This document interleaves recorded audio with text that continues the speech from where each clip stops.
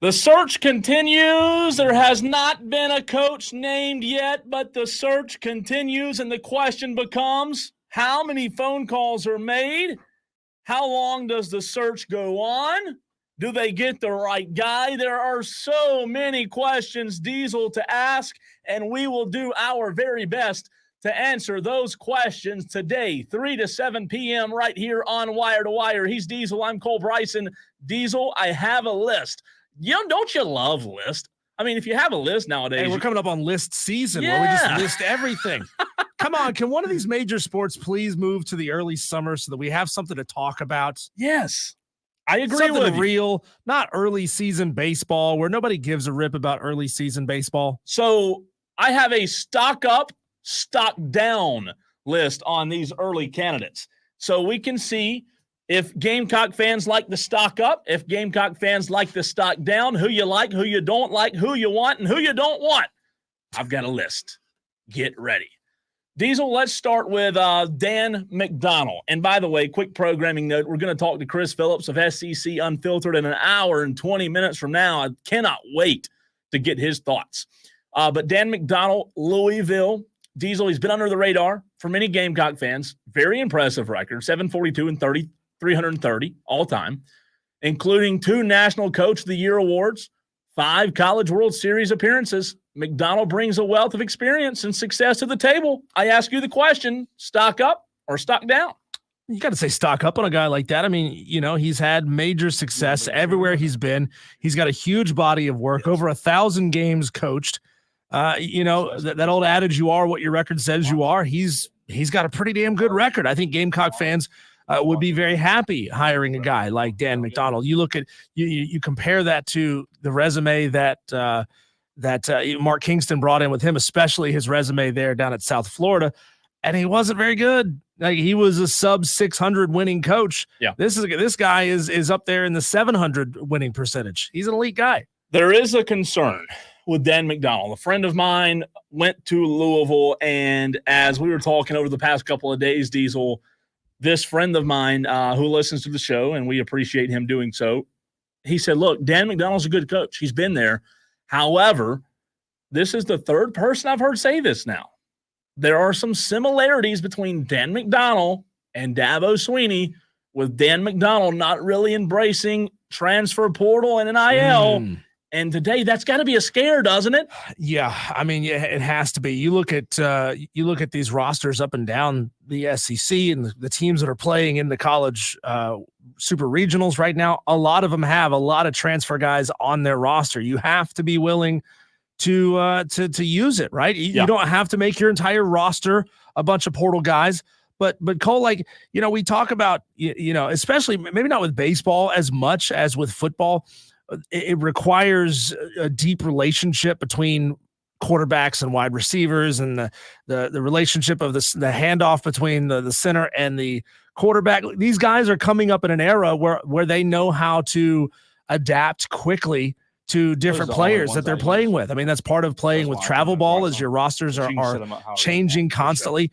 So I don't know that continuity of roster is necessarily that huge of an issue in college baseball. So you can have a roster of a lot of transfer guys and still find massive success. The question is, Cole, can they hit home runs? Yeah. Can they hit singles through the right side and score a guy from second? If they can do that, they're going to be fine together.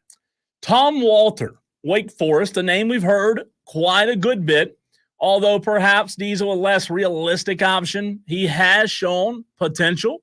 His coaching prowess with an all-time record of 882 and 689. That's a 561 winning percentage. Despite limited NCAA Super Regional appearances, Tom Walter does have success, including 2 NCAA regional wins and an ACC divisional title that can't be overlooked. Wake Forest is a good team. I get that. But I'll go the opposite of stock up here. I think stock down on Tom Walter, and I know I may get pushed back there. But again, the reason I say stock down is South Carolina fans keep telling us, write the open check, open the checkbook, write the check, whatever it takes to get whoever you want. We can't have Landon Powell. We can't have retreads. We can't have Monty Lee. So if you want to go open the checkbook, you don't open the checkbook to a guy like Tom Walter, who's never been in the Omaha series before, right? Yeah, no, he's not.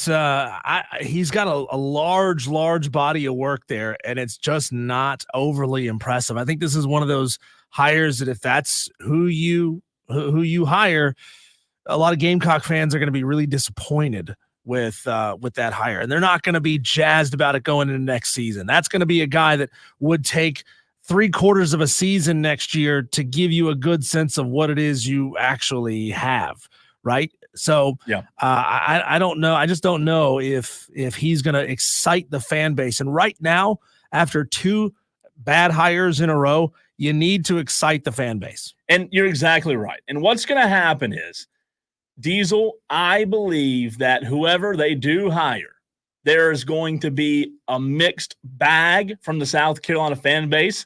And the reason I say that is we've already seen just from South Carolina Gamecock fans on Twitter a lot of indecisiveness, right? From I want this guy. I want this guy. No, we shouldn't hire Landon. Yeah, we should. No, we shouldn't hire this. I don't know that South Carolina fans are going to be happy with a middle-of-the-road guy like a Tom Walter or a Dan McDonald. I really don't. Yeah, and you look at Tom Walter's, year-by-year win-loss total, and we don't know the situation that he faced in each of these seasons, Cole, but he's just up and down and up and down and up and down. Yeah. You go back to even starting in 2010, 18-37, and then they won 25 games the next year, 33, 28, 30, 27, 35, 43, 25, 31, 20, 41, 54.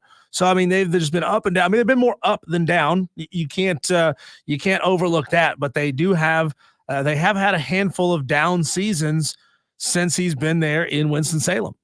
They have, and I just don't know that he's a sexy enough hire for South Carolina fans. I will change my tune on this one. I go stock up for the next guy. Cliff Godwin, ECU. The more I've read about him, Diesel, I'm very impressed. I'm very, very impressed from what I hear when talking to people, as well as reading about Cliff Godwin. 395, 186, and 1 all time. A very good winning percentage, right? Numerous AAC Coach of the Year awards, championships under his belt.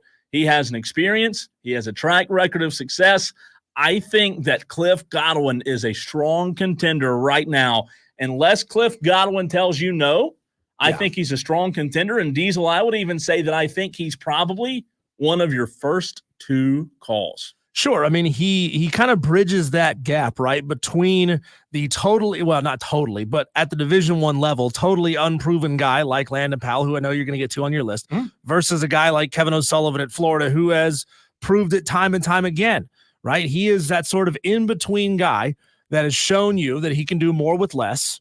So you give him a lot more, and the sky is the limit for what he can achieve. He's got a relationship with a lot of the baseball coaches in the area. Recruiting should be a strong suit given just how well East Carolina has been able to recruit, and it's just up the road. So I think you could do really well with hiring Cliff Godwin. You could probably get him relatively inexpensive. He's certainly going to want a payday, right, after a lot of great seasons there at East Carolina.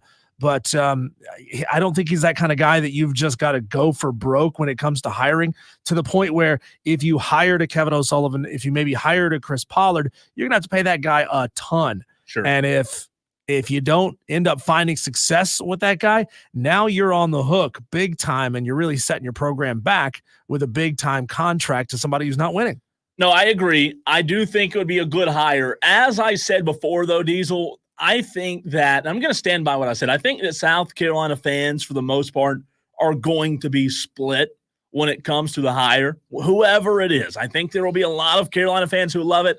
I think there will be a lot of Carolina fans who hate it. However, I think if they go get a Cliff Godwin, I think the majority, there will be boo birds out there, but I think the majority of South Carolina fans would really love the hire. Yeah, they're not going to be stoked about this hire if it's not like Brian Snitker himself, right? You're going to have to find somebody with ridiculous pedigree to make everyone happy. All right, so the next name, Justin Hare. I say stock down. He is a name that's been on a lot of watch lists, Diesel. Currently coaching at Campbell. He's garnered attention due to his consistent success in the Big South. He has 5 Big South championships, 4 Coach of the Year awards, has put very good programs on the field at Campbell. They made a really good run not long ago. He has proven his ability to build and sustain winning programs. I just can't go along with this because guess what? Justin Hare, if we're going to use the Gamecocks logic here, he hasn't done it at the highest level in the SEC. So according to Gamecock fans, you can't hire anybody unless they're in the SEC because every time you bring up a name like Landon Powell, they say, oh, well, he hadn't played in the SEC. He hadn't played in D1. It's different. So I say Justin Hare. I really do, though. I mean, I said all that tongue-in-cheek, but I really do believe Justin Hare would not be a good hire. No, I don't think that he's ready for SEC caliber baseball. That said, I mean, if the hire were to be, for example, Cliff Godwin, Justin Hare could very easily slide into his role at East Carolina if he was a candidate for that position, get that experience that he needs, and then the next job cycle 5 years from now, 6 years from now, he may be a guy that's on SEC and ACC radars. Is he a guy that could win you some baseball games? Yeah. But I'm with you, man. I think you got to show it at a higher level than just the Big South level to get the job at South Carolina. I mean, South Carolina fans and athletic director Ray Tanner obviously looks at this job like it is a top 10 job in college baseball. And you're not going to be a top 10 program and you're not going to have a top 10 job unless you hire top 10 caliber coaches. Sure.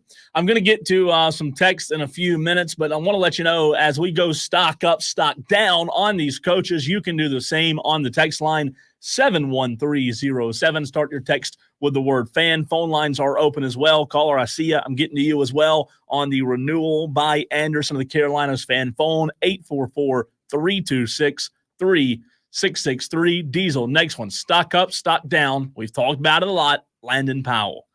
Yeah, Landon Powell is a guy who has had unprecedented success where he is at North Greenville. He is a guy that, he has a lot of tradition and a lot of history there at South Carolina, but there's some people who are just not super impressed by success at the Division II level. He's been able to, build some great rosters and win an awful lot of baseball games there. But I get it, Cole. If you're gonna fork out $1 million potentially for a salary, you want to fork out $1 million to somebody you feel comfortable with. And maybe Landon Powell doesn't make a lot of people comfortable at that $1 million price tag. So he doesn't, I do not think, make a lot of people comfortable, to your point, at the $1 million price tag, Diesel. I want to be very clear on something because I don't think I said this yesterday. And Jacob, I'm going to get to your takes in a second. I do think Landon Powell would be a great hire for South Carolina. I think he would be a fantastic hire. I think he would do a great job. Would he be my first call? No. Okay, I would really make other coaches tell me no. And again, that's no disrespect to Landon Powell. I love Landon Powell as much as anybody. I saw what he did firsthand in building North Greenville. If Landon Powell, as we got down the list of phone calls, 3, 4, 5, if I were told no, Diesel, and I was down to number 3, number 4, number 5, that's when I'd pick up the phone and call Landon and make it happen. Again, if you're South Carolina baseball's third choice, that's no disrespect, right? That's a really good thing. That's really, really impressive to be an SEC coach's third choice. He would be around my 3rd to 5th choice. I wouldn't call him first, but I do think South Carolina should hire him if they get down the list a little bit, Diesel, and they cannot get a yes from anybody. Yeah, I mean, you would want to see Landon come in and surprise you, right? I mean, I think it would be a shock if he tanked the program, but it would certainly be a pleasant surprise if he came out and he was, taking you to the supers in his second season there at South Carolina. I mean, it is a gamble. It is a big gamble to hire somebody like Landon Powell that just doesn't have the D1 experience. And, the question is, what does Landon want? Does Landon want to be an SEC head coach? If that's the case, well, it looks like you're going to have to spend some time maybe at an East Carolina, for example, if that's what they choose to do. It's a good point. Jacob in Spartanburg says, Cole, what did Landon Powell say yesterday when you talked to him? I missed it on the show yesterday. Jacob, I talked to Landon yesterday before the announcement was made. I mean, like right before. I texted him earlier yesterday morning, and his exact words to me were he has not had been reached out to by anyone at South Carolina. Now, again, like 10 minutes later, Diesel and I were on a conference call for a work meeting, and at the end of the conference call, I opened Twitter, and bam, right? So it happened very quickly, and things could have changed now, and I'll check back in with him for an update a little bit later in the week for you guys. But as of yesterday morning, before the announcement, he hadn't heard anything. But Diesel, I doubt anybody had been reached out to yesterday morning before the announcement, right? JT and Greer says Landon Powell could very well be under the radar like Lamont Paris was. Is that a fair comparison? Sure. I think so too. Absolutely. I mean, he's not going to be on ACC teams rosters or radars. As ACC programs, if any of them are moving on from their coach this year, they're probably not going to be calling Landon Powell, because he doesn't have the connection to the university. That's why South Carolina would call him, is because of his connection to the university. If he had no connection, they wouldn't call him at all. Correct. I want to get to these two comments from Madcraft, and then we have two more I want to get to, Diesel. Madcraft asked on the stream, does the existence of the portal increase the likelihood in AD hires from within? I saw a stat today. They placed an SEC team in all 5 ACC regionals, all 2 seeds. The ACC went 15-1. Good points, Madcraft. We'll get to that a little bit later in terms of ACC versus SEC. 2 more names I want to get to, Diesel. Monty Lee, first, currently serving as an assistant coach, brings a unique perspective, right? He did coach at Clemson. He did fail at Clemson. However, he does understand the intricacies of college coaching and the competitive landscape, Diesel, of college baseball, and I think Monty Lee would be a good hire. I don't think Monty Lee would be a great hire. I think Monty Lee is one of those coaches you keep on staff, but I don't know that you elevate him to the head coaching job. I mean, again, you said it. He failed at Clemson. South Carolina fans are, first of all, some of them, regardless of how long he puts that Garnet hat back on, they're going to say, well, you left us for a while to go to the enemy. Also, they understand that he failed there. And, it's not going to be an exciting hire. I mean, it's going to take some selling to the fan base to get everybody to get behind Monty Lee. And it's another one of those guys, like we talked earlier with the head coach there at Wake Forest, Tom Walter. You're going to have to see an entire season. Yeah. And you're going to have to see this guy make a super before anybody buys into him. I say stock down on Monty Lee. Now, in the same breath, I'll tell you I wouldn't be a bit surprised if they hired him. I really wouldn't. Last name, before we hit a break, Chris Pollard, Diesel, a consistent winner, regional ties. He pops up on hot boards every single year. He's the first coach to lead Duke to an NCAA tournament since the Kennedy administration. Okay, hear that again. His Blue Devils just made their 6th NCAA regional appearance in 12 seasons, won a 2nd ACC tournament championship in 4 years. He was previously at your alma mater, App State. Stock up, stock down. Stock up, and Chris Pollard is a coach that I think can do big things. Again, he's been doing a lot at Duke with not a lot of resources. I mean, Duke, is and will always be a basketball first school. They're going to throw all their resources at basketball. Football is going to be second because that program has made strides in football over the past couple of years. So the baseball program is probably always going to fight for resources, which are finite, believe it or not, these resources at these universities. He's always had to fight for that. So I say the same thing I said about, I think Justin Hare about Cliff Godwin earlier. Yeah. Is imagine a guy like that with SEC caliber facilities, with SEC caliber budgets, and the recruiting, kids wanting to play in the SEC, not having to recruit them to Duke, where the academics are so much tougher. I think Chris Pollard would probably be my first phone call. I would throw a truckload of money at him and make him tell me no. Again, I can tell you that he brought App State, a baseball program that was awful before he got there, back into a solid performing baseball program, which is no small feat. And as soon as he left, man, that program tanked. So he clearly has the ability to resurrect a program, and South Carolina, while they're not as far down as App State was, obviously, just imagine how much higher he could take them with all the resources they've got. I do think I agree, Diesel, that he would be my number 1 or number 2 phone call. I really do. I like him a lot. He's done a really good job at Duke. He's a consistent winner. He has a lot of consistency, and I like consistency. Before you send us a break, Diesel, I do want to let Dewey give his daily Dewey on the renewal by Anderson of the Carolinas fan phone. Dewey, what's up, man? Yes, first of all, Ray Tanner needs to be fired.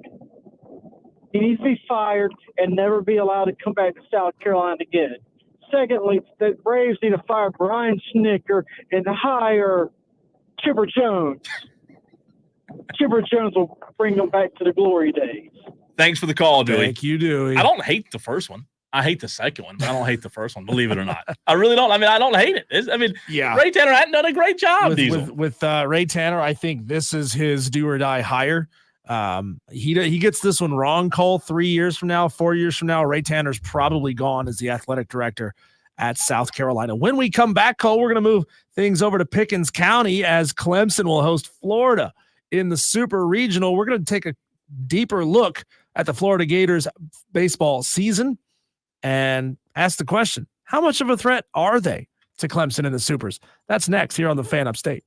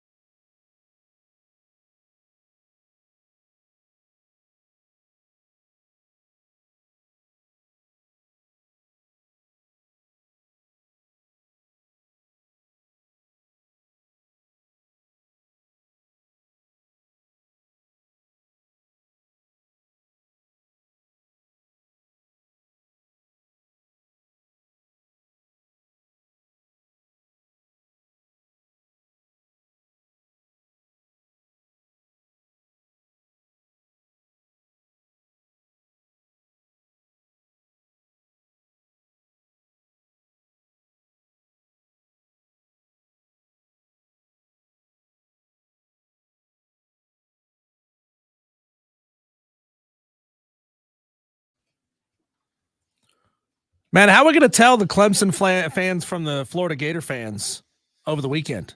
What do you mean? The Gator fans are going to be wearing blue, but like blue kind of looks like purple. And, it could be just an old school Clemson fan who remembers when Clemson was orange and blue. I remember that. Yeah, way back when. Mm-hmm. I think I had an old jersey or an old shirt or something that was blue. When did Clemson change from blue to purple? We'll have to get our trainer over here to look that up. Justin's training. We'll see if he can look it up. Clemson. It's got to be. Diesel beat you to it? This says 1899. That's not right. They were blue for a while, and then they switched back to purple. Doesn't matter. We'll figure it out. Researcher. That's why we have Justin here to be a researcher here. The question, Cole, is how much of a threat? Well, the question is, will Florida Gator fans figure out that they shouldn't wear the orange because they'll just blend right in? True. I mean, so you're saying Florida should go all blue, Clemson should go all orange. Correct. Right? If you want to stand out, that's how you do it. I like it. A little pre-coordination. The question is, how much of a threat is Florida in the Super Regional over this weekend? Cole, that's what we intend to talk about in this very segment. 2 games already set. Saturday, 2 p.m. first pitch. Sunday, 2:30 first pitch. If they need a game 3, that will be announced after the Sunday game, Cole. I'm here to tell you, though, Clemson fans, don't overlook Florida based on the record that they've got on the season. They struggled a little bit on the season, 32-28, 13-17 in conference, but Florida is a very good baseball team, and you can't look past them. Cole, just looking at them statistically here a little bit, 10 players with a slugging percentage of over 400. 400 is considered good to have a slugging percentage. So they got 10 guys who can really put a bat on the ball. Excuse me, that's 8 players. They've got 8 batters with an over 400 slugging percentage. They've got a team batting average 273, hold opponents 265. They can run. They steal a lot of bases on the season. Florida is a team, Cole, that I think is was a little bit overlooked, is playing really good baseball right now when they absolutely need to. They beat some really good teams in the regional. This is a team that Clemson fans need to take seriously. Well, listen, the reality of it is, can't be chanting Miley Cyrus lyrics at them and think you're going to intimidate the Florida Gators. Well, they should take them seriously. The reality of it is, if you play anyone in the super regionals, we shouldn't be talking about whether they have to take them serious, even though they were inconsistent, like I said, during the regular season. While I said yesterday, Diesel, and I'm going to ask Chris Phillips about it later today, while I think Florida is a good matchup for Clemson, I do not think you should underestimate them. When they get going, they are a hard team to beat. Their conference, they were inconsistent. Their RPI wasn't the best, 30th in RPI. They finished the season right around the 30 mark. They went 2-3 against ACC schools this season. They have a stud, and Jack Caglione comes into the season batting 410, or coming to the series rather, batting 410. Diesel, 94 hits in the season, 9th in the country in batting average. He's going to be somebody much like a Cam Canarella on the flip side. He's going to be somebody that Clemson really has to focus on and pitch around, in my opinion. Yeah, Clemson is just a little better statistically in basically every major category that matters. Again, I told you, Florida has 8 batters with over 400 slugging percentage. Clemson has 10 batters with over 400 slugging percentage. Brady Cohn at a 1.33. That dude is tearing the cover off the baseball. Florida team batting average 273. Clemson team average 299. Florida stolen 47 bases. Clemson has stolen 58 bases. So Clemson's just better across the board. If you play Clemson's brand of baseball, I think you'll get them. I don't think you'll struggle with them too much. You may have to go to game 3 to get this done. I don't know that you're going to necessarily win this one in 2. Florida's hit 125 home runs. Clemson, this is where they're a little bit down from Florida, 103 on the season. Clemson has 111 extra base hits, not including home runs. Florida, 111 extra base hits, not including home runs. So these two teams are fairly evenly matched up. A lot of statistical categories, Clemson's just a little bit better. What really should concern you, Cole, though, is something that has plagued Clemson all season long, It's their inability to shut teams down late. They allow teams to score runs late on them in the game. They have to do a lot of coming from behind.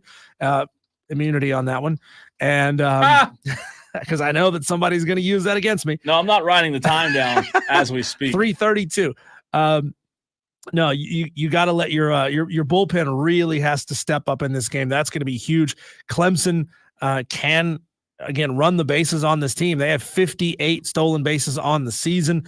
Florida is allowing a lot on the season, a lot of stolen bases. So you can run on them. You can get yourself into scoring position. Just play small ball. Don't focus on trying to hit home runs. They'll come. So just play your game. Bullpen steps up. I think you'll be fine in this series. I think Clemson wins it in 3. JD says on the stream, Clemson should handle Florida, but it may be nerve-wracking. Just needs strong pitching, defense, and some runs. Well, JD, great analysis. I mean, that's what you need in every baseball game. Florida isn't who they were in the past, but are dangerous. No, I agree with that. They're not the Florida team of the past, but you know what? My take on that is as long as Kelvin Sullivan is over there on that opposing dugout, I think they're a team that can be dangerous. And Diesel, while we have said that Clemson's pitching at times this year has been a little bit of a vulnerability, I do think Florida is in a little bit of a similar situation. They've allowed a good many runs this year as well. I mean, I remember that last Georgia series where the last 2 games they allowed somewhat close to 25, 26 runs between the 2 games. I think you said it a minute ago, but I think this series will be a very high-scoring series. Yeah. And to JD's point, listen, it is going to be nerve-wracking. It's the super regional. When you get to the supers, you shouldn't handle anybody unless you're just freaking Vandy, right? Everybody's good. But I think it'll be close. I don't think Clemson will sweep both games and take 2 of 3. I do think it'll go to 3 games, but I like Clemson. Yeah, Clemson's hitting a little bit better than Florida is giving up on pitching team average. 265 team average against Florida, 299 team average for Clemson on the season. Clemson's giving up on average 299 to its opponents. Florida is hitting 273. So where Clemson is strong, Florida is weak, and vice versa. So I think Clemson's pitching should do fairly well in this game. Starting pitching should be fine. You just got to shut them down in that 7, 8, 9 inning. I was very impressed with Florida in the regionals, Diesel, with the ability to go and beat a team like Oklahoma State twice after losing to them. Again, to refresh the audience, Florida beat Nebraska in the first game in Stillwater, 5-2. They turned around on Saturday and lost 7-1. And then Sunday, guess what? Somebody somewhere, Diesel, in that clubhouse and that team said, look, we've got to get this thing together. And they rattled off 3 straight. A 17-11 win over Nebraska on Sunday to force a game 2 Sunday night. Guess what? 5-2 win over Oklahoma State to force a game 3 on Monday. And then guess what they did on Monday? 4-2. Listen, those last 2 games, man, against Oklahoma State, the Gators only allowed 4 runs. That's big time. Like, Oklahoma State's a good baseball team. So if Florida, if their pitching right now is starting to get hot and figure things out and really lock in and dial in, it should be a concern for Clemson because Clemson's going to have to outscore teams on it. I don't mean that in an obvious way, but they're going to have to rely on their offense is what I mean, because I don't think Clemson's pitching is elite. They're going to have to outscore teams and rely on their bullpen to hold up the best it can. Yeah, no offense to Coastal, no offense to Louisville and Miami, but Clemson has not faced an elite level team since early May. I'm talking about Wake Forest. I'm talking about Georgia Tech, a team that made a regional. I mean, they haven't necessarily played the toughest opponents over the past month. Florida has. See, I think Florida has played a lot more meaningful baseball, and they've done a fairly good job at shutting teams down over the past month. They've gotten hot at exactly the right time. Clemson is winning baseball games, but they're allowing runs scored late. I think this is going to be a tough test for Clemson, and they might even lose game 1 in this series, Cole, and put their backs against the wall in games 2 and 3. That'd be tough, man. That'd be tough. I'll say this: Clemson being at home, they set a record with 34,000 people in attendance this past weekend.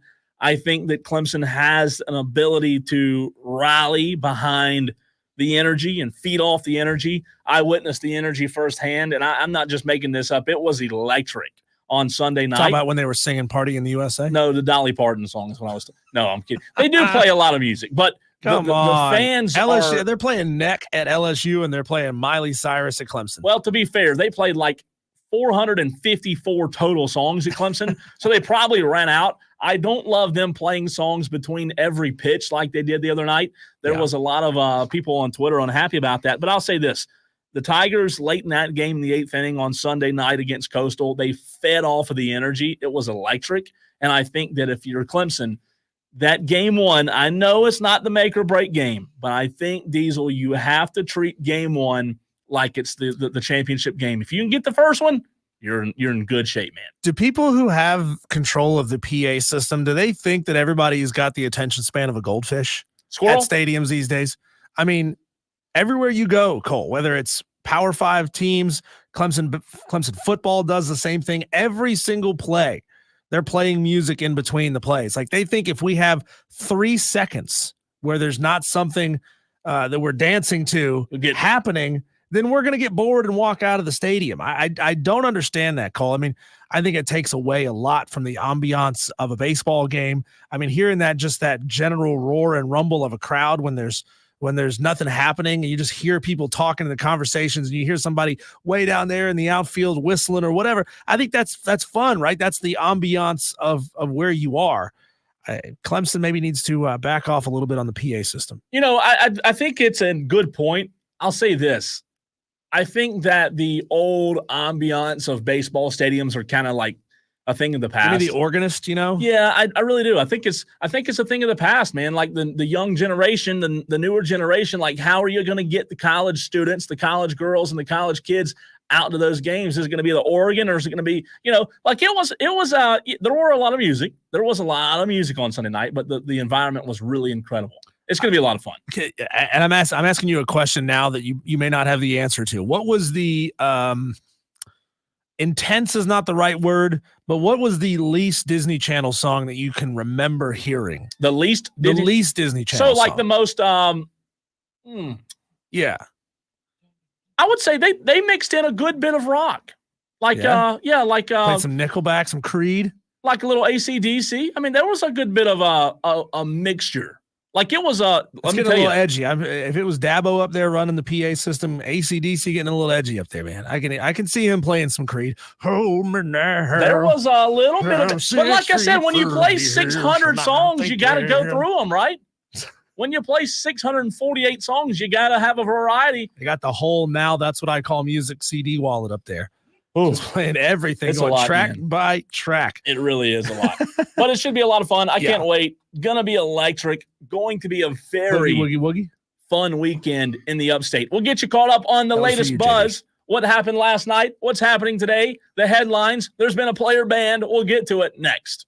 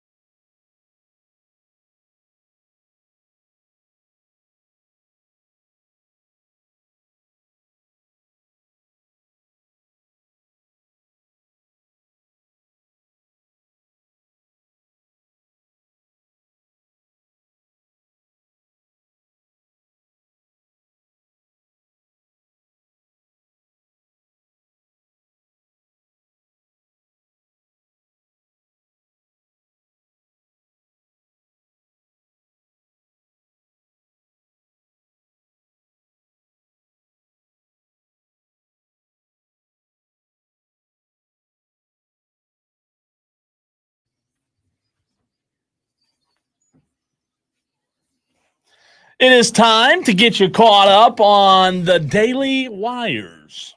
Buzz.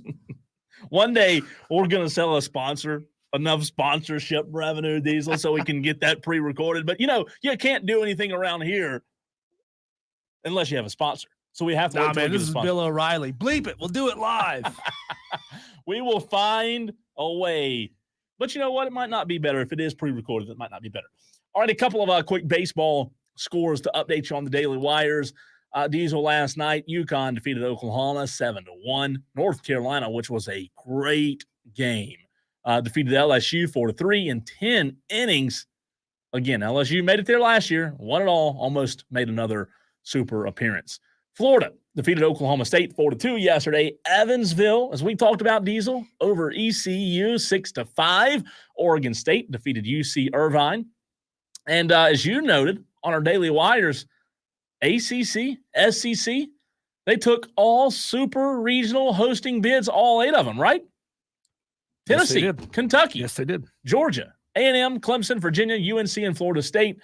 Let's see. Visitors include one ACC, one SEC, one Big East, one Missouri Valley, 2 Big 12, and 2 Pac-12.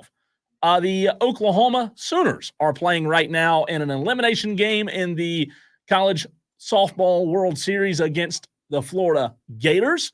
Atlanta back in action tonight against the Boston Red Sox. Max Fried getting the start for the Braves. Diesel, they're 7 games back in the NL East.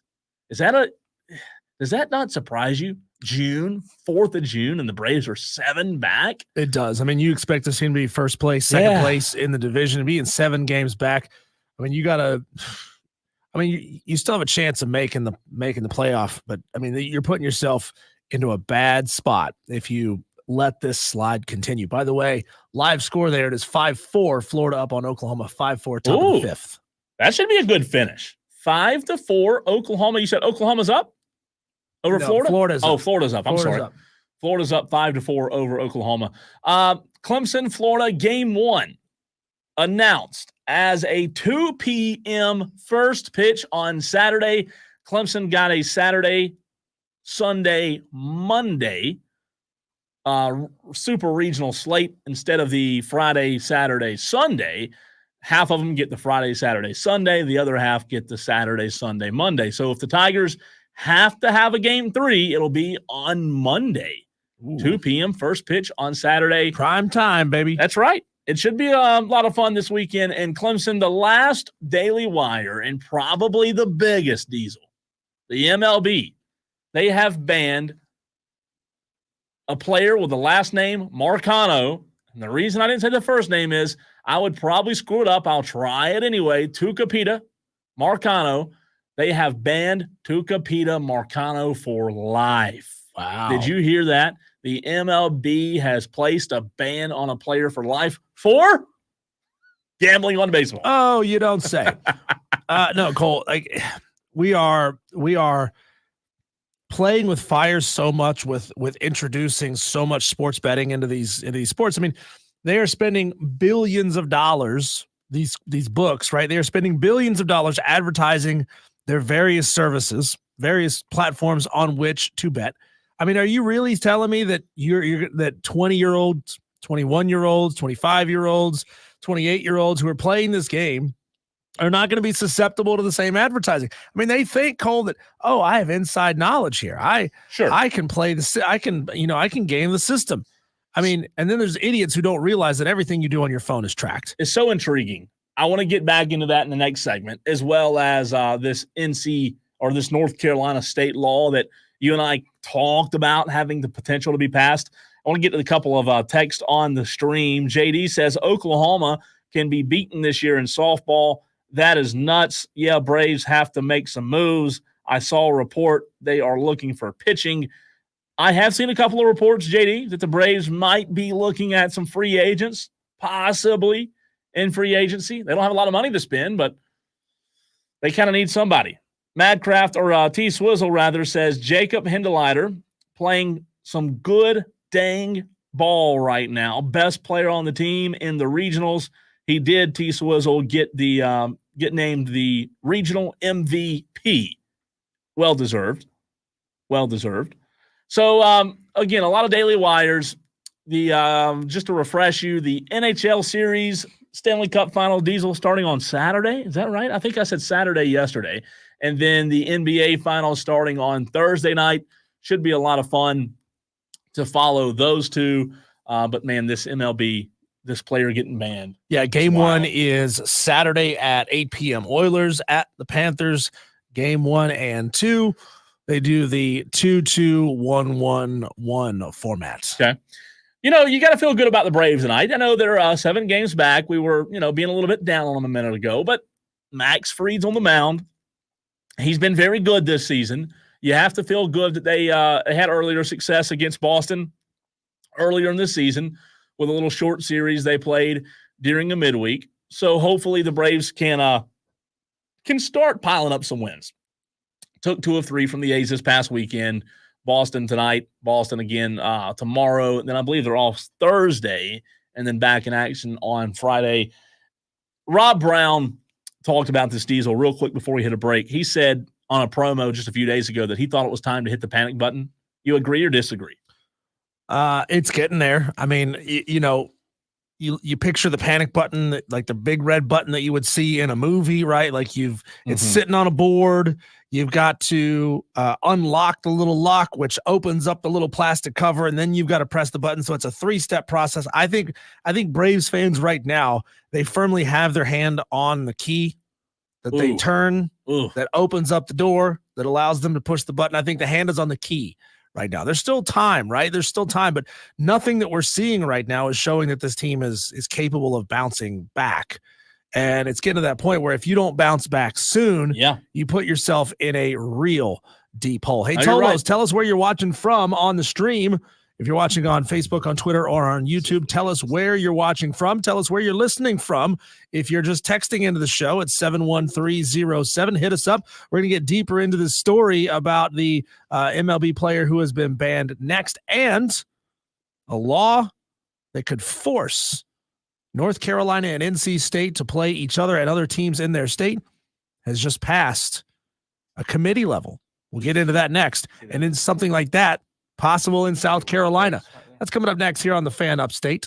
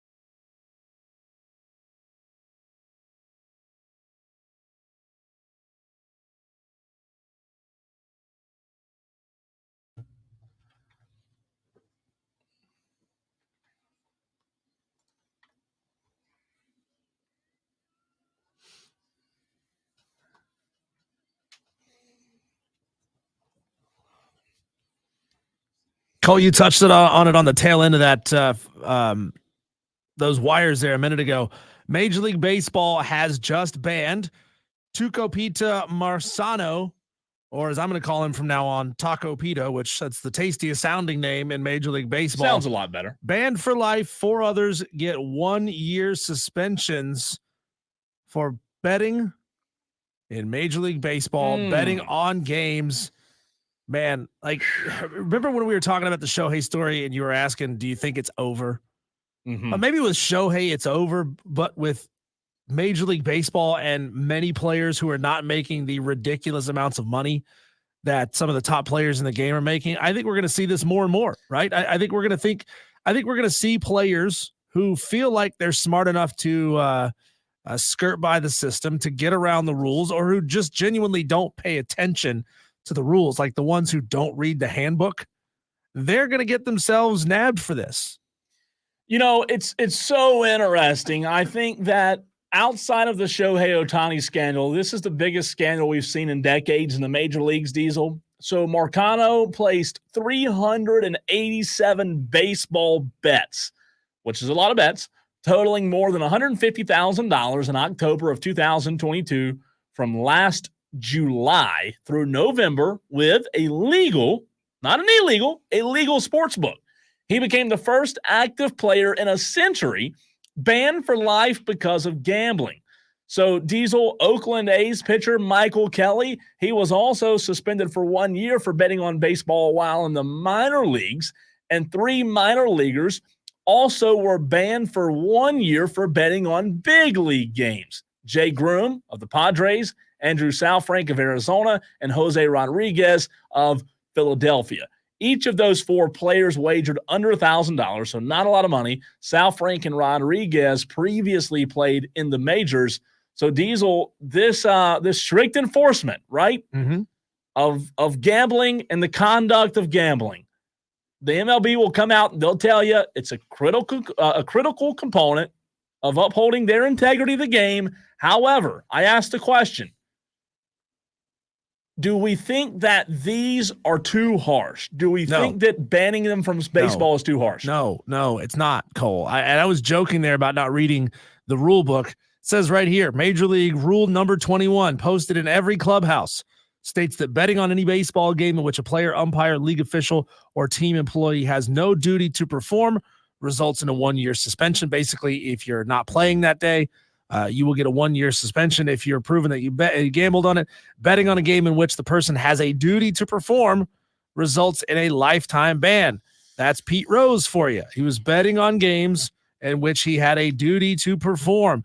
Cole, do you want to watch sports where you know that players are wagering their own money on their performance? Absolutely not. Good or bad? Absolutely not. Good or bad, or wagering on a teammate's ability to perform. Like, you know, think of a player who knows that his teammate is injured, though it's been kept quiet thus far in the scouting reports. He knows that his buddy is injured, and he could use that information. It's exactly like insider trading on Wall Street. You are gambling and betting money on something that you have inside information on that the general public out there doesn't know.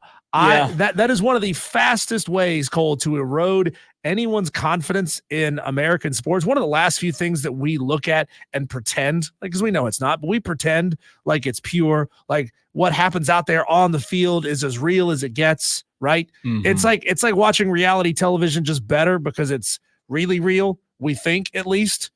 But if it gets to the point where any player could be gambling and making money off of their players and their teammates' injuries, or using that information, selling that information, it's going to erode everyone's confidence in the game. It's really bad for these sports if we allow players to gamble. No, I'm 100% with you. I asked the question, though, because I am curious to hear if there is anybody out there who disagrees. So what's fascinating about this, Diesel, before we get to the North Carolina lawsuit, or not lawsuit, but ruling, Marcano is the first active major leaguer banned for life under the sports gambling provision since the New York Giants outfielder Jimmy O'Connell in 1924. Do we really think he's the first one to do it since No. 1924? No, He's just the first one to get caught. 100%. That's 100 years, right? There's no way in the world Marcano was the first in 100 years. Pete Rose, who had the career hits record, Major League Baseball, he agreed to the lifetime ban in 89 Diesel. The difference was he was managing the team. So I do think that there's a lot to be said for managing the team versus playing. Again, a rule's still a rule. It's black and white. You can't do it, right? To your point. It's just so fascinating that a guy like Marcano, and I've never been in this situation, so I can't speak from experience, but if you get a lifetime opportunity like this, it's a shame that you blow it because you want to gamble. I love gambling. I think gambling's fascinating. Guess what? I wouldn't gamble, right? It's very simple. It's like, would you rather get a paycheck or would you rather gamble? Yeah. And that's their choice. It just blows my mind that these major leaguers, you work so hard. We had it a few weeks back in the NBA. Who was it? The player that was found to the have gambled? Raptors. Yeah, the Raptors player. Yeah. Yeah. It's mind-boggling. You work so hard. You grow up playing, thousands and thousands of dollars invested from you, your family, I'm sure, to play this game, and you blow it. Yeah. Hey, Come on. the world's full of idiots, Cole, who don't realize the consequences of their actions. I asked you, Tolos, where you're listening from. Tolo, Amazon guy, texts in and says, listening straight from the Amazon van, got to sling these packages. Let's go. Amazon guy, I've got a bone to pick with you, man. How come when my wife orders things on Prime, it gets there in like 24 hours every time? When I order things on Prime, it takes like 5 days. The hell, man. Oh, is that really? I mean, that really happened? Yeah, I got a beef with Amazon. I don't know how why it happens. It just does. When you see that extra $10 come out of the account, maybe there's a little delivery. Hey, get this thing here quick, right? CJ from Greer says Marcano should have had an interpreter. It's not wrong. Yeah, he's absolutely right. You got to have a fall guy. Pete Rose said it himself, man. He goes, if I had an interpreter back then, I would have gotten away scot-free. He's right. He's so right. A story that we've been tracking, Cole, and following since it was first announced a couple of weeks back, since we've started the show.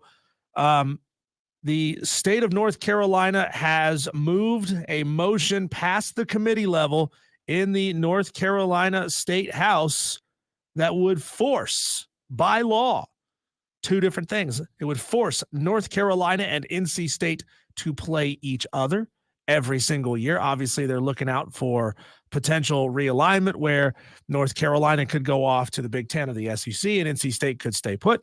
It would also force North Carolina and NC State to play a home-and-home series against at least one of East Carolina, App State, and Charlotte every single year. Cole, this is, again, made its way past the committee level. I don't know exactly how many levels it has to go to. It's been a long time since I've seen that. What was that? Not School of Rock. What was it called? The How a Bill Becomes a Law thing. Oh, yeah. It's been a long time since I've seen that, so maybe need to go refresh on that. But this comes from the bill. Sports tourism is vital to the economy of North Carolina, and intrastate collegiate athletics generates millions of dollars in economic impact to the state.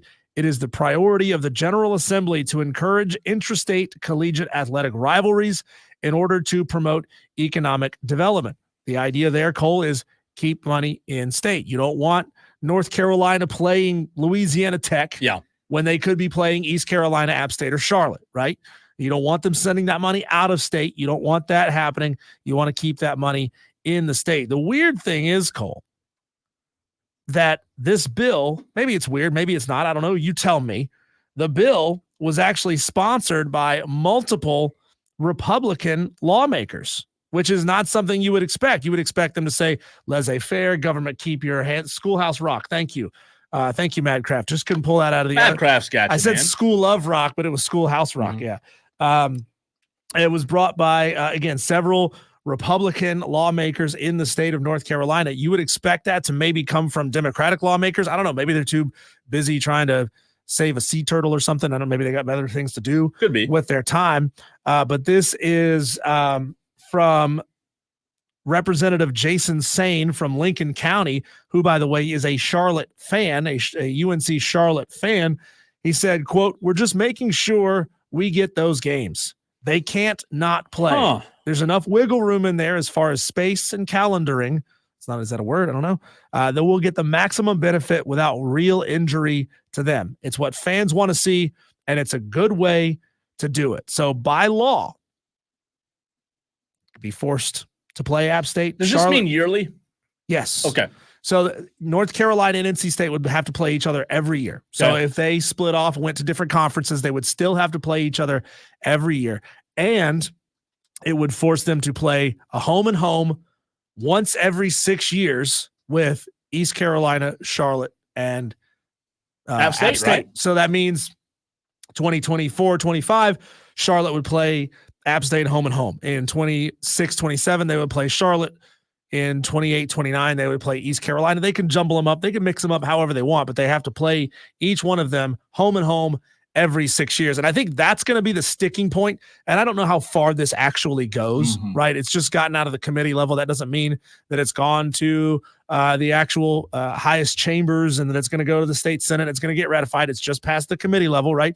That's going to be the sticking point, because there's going to be a lot of people in those chambers, Cole, who are North Carolina Chapel Hill fans. There's going to be a lot of NC State fans and alums and graduates in those rooms, and they're going to say, "Well, no, you can't force us. You can't force a college to schedule another college if they don't want to, if they don't feel like that's viable or beneficial to them."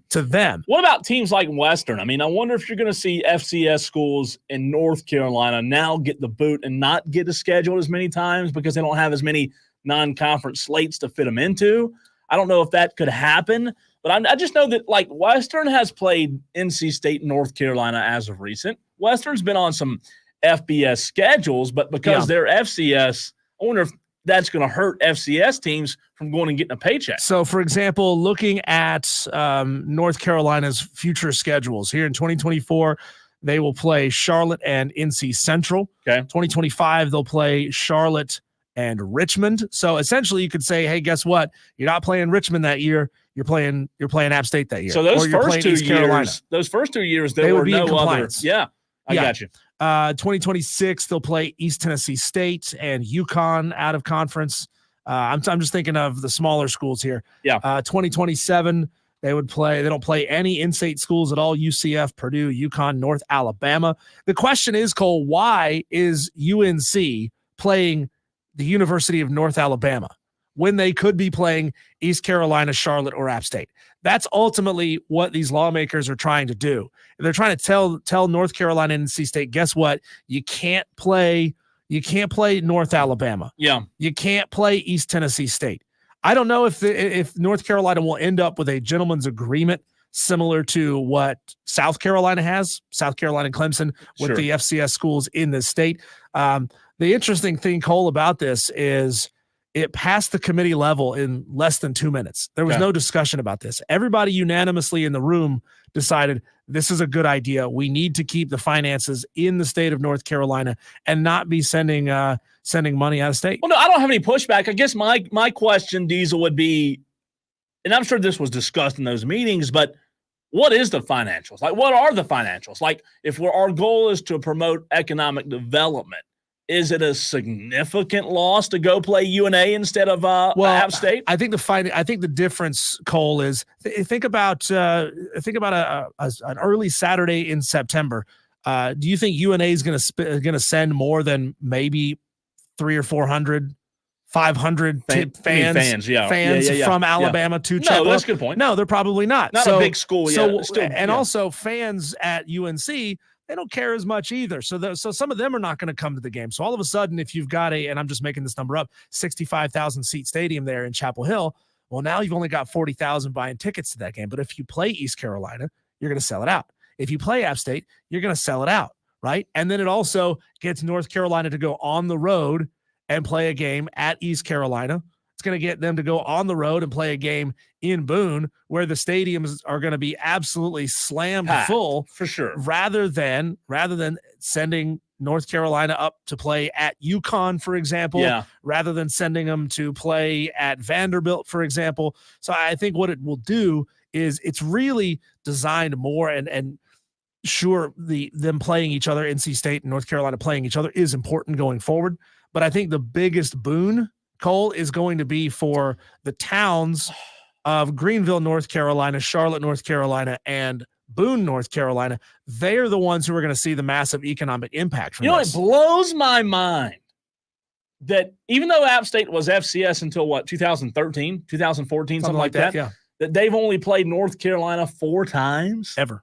That is insane. And they just played a 3-game series against each other, Cole. Every single one of those games was sold out. You mean baseball?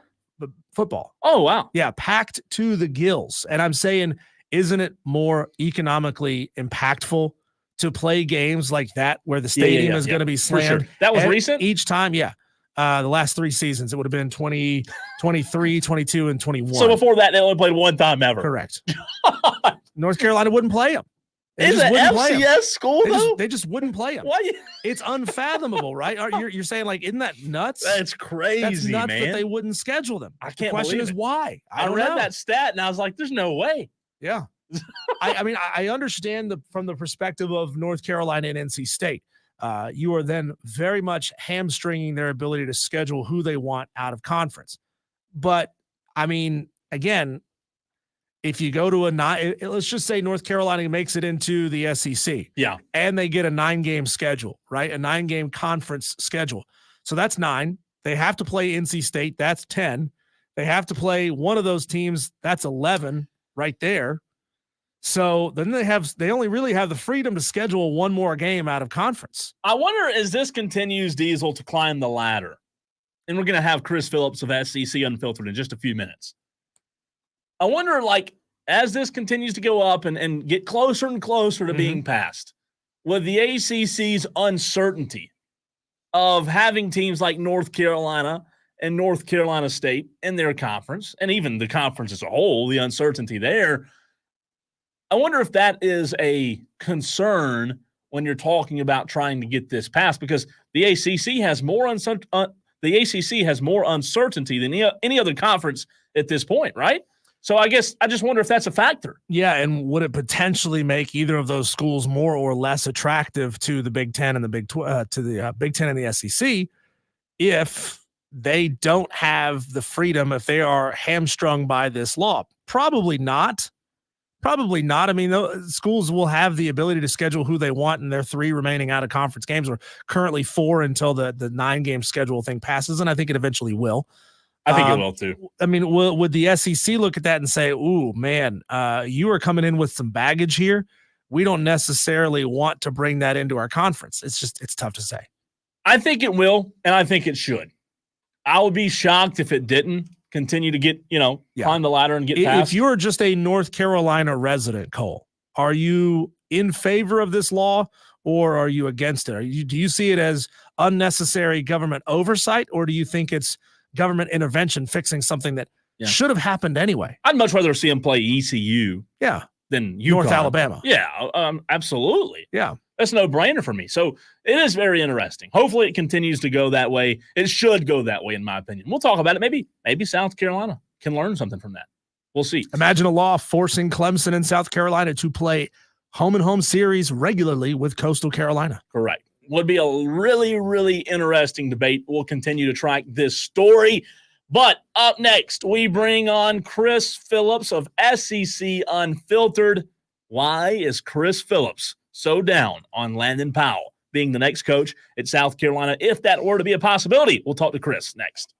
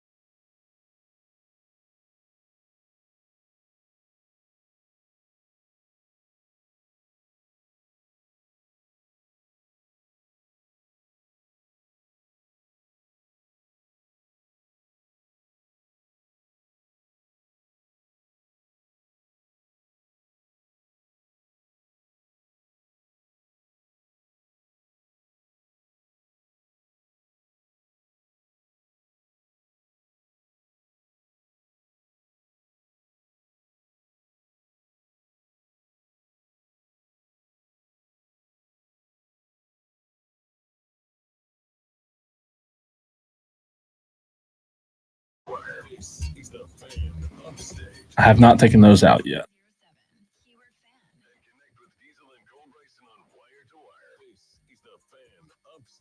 Welcome back into Wire to Wire. He's Diesel. I'm Cole Bryson. Appreciate you joining us this afternoon right here on the Fan Upstate. Want to bring in Chris Phillips of SEC Unfiltered. Chris joins us a good bit on the program. Chris, your initial reaction yesterday morning when the news broke that Mark Kingston has been relieved of his duties. Well, Cole, Diesel, first things first, guys. Appreciate you having me on as always. Always a pleasure to talk ball with you guys. Wasn't surprised at all. Maybe the only thing that surprised me was how quickly it happened.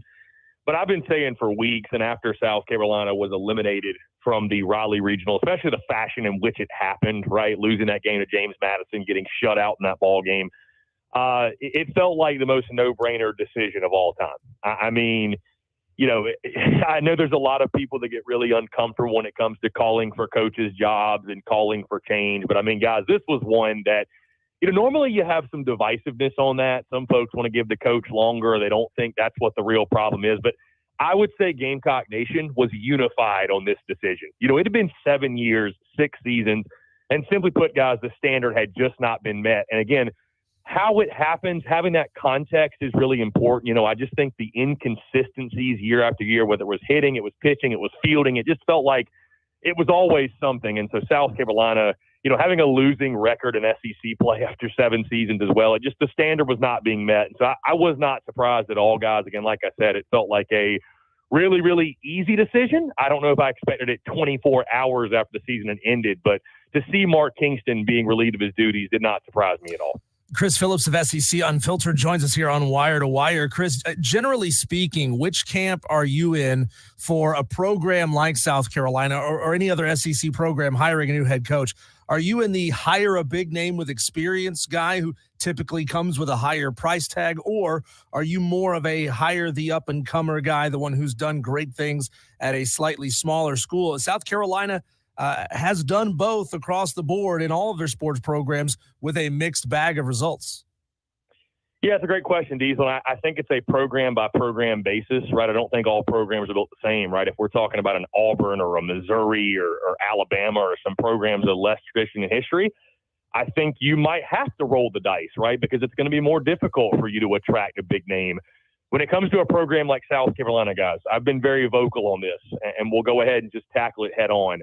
I would go for a bigger name who has a proven track record of success. Here's why, guys. You've already rolled the dice once.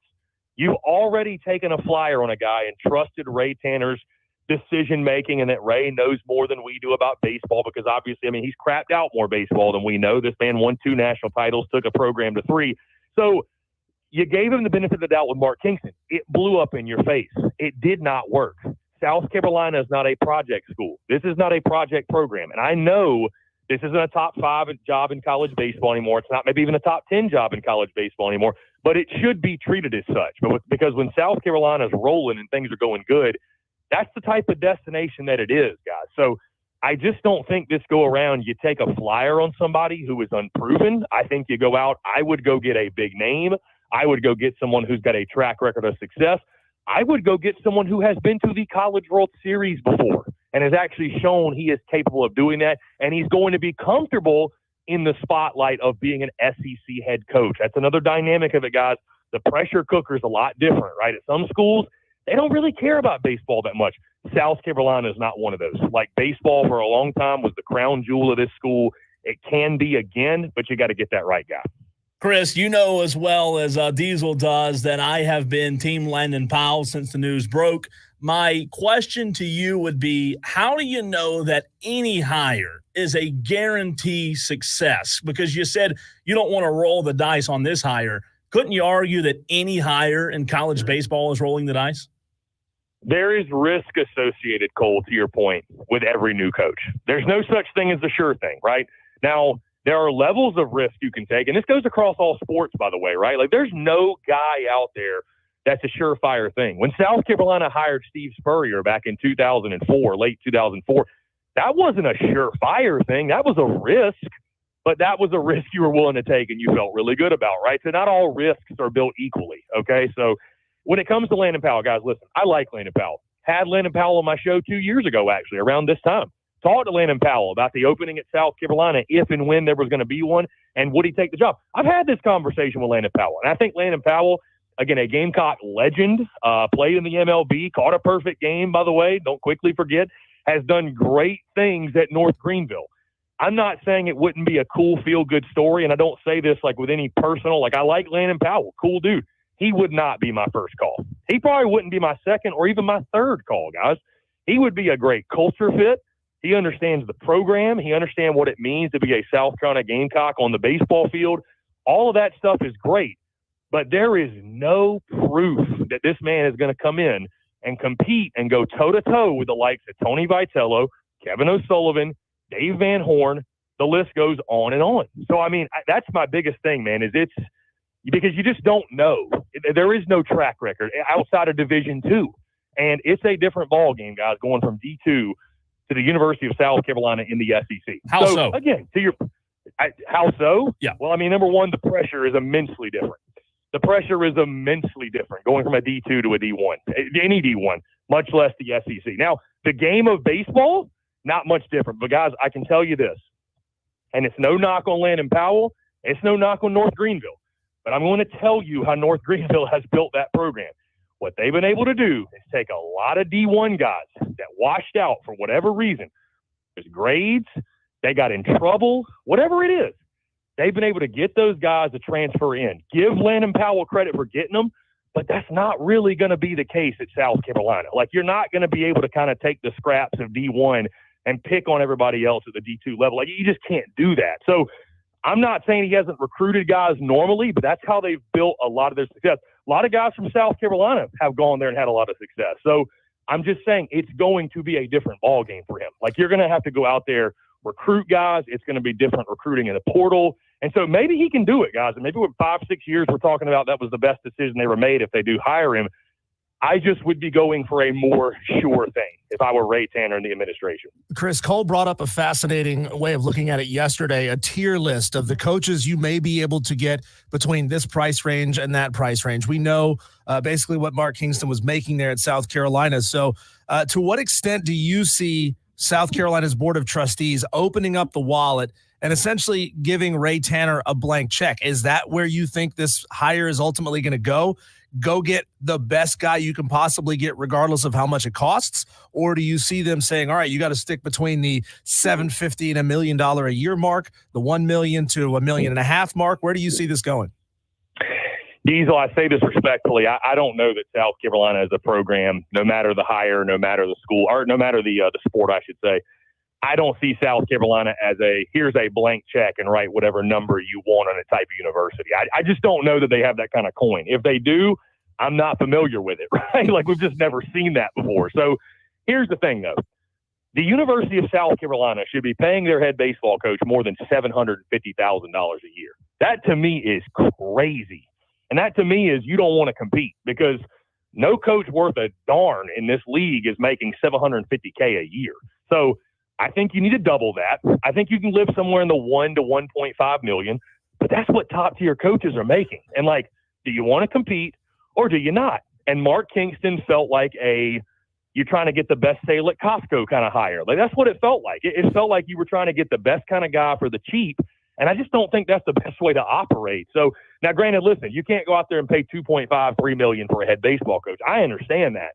But I think you got to at least reach the 7-figure mark. I think doubling what you were paying before, you find the right guy, it's going to be worth every single penny.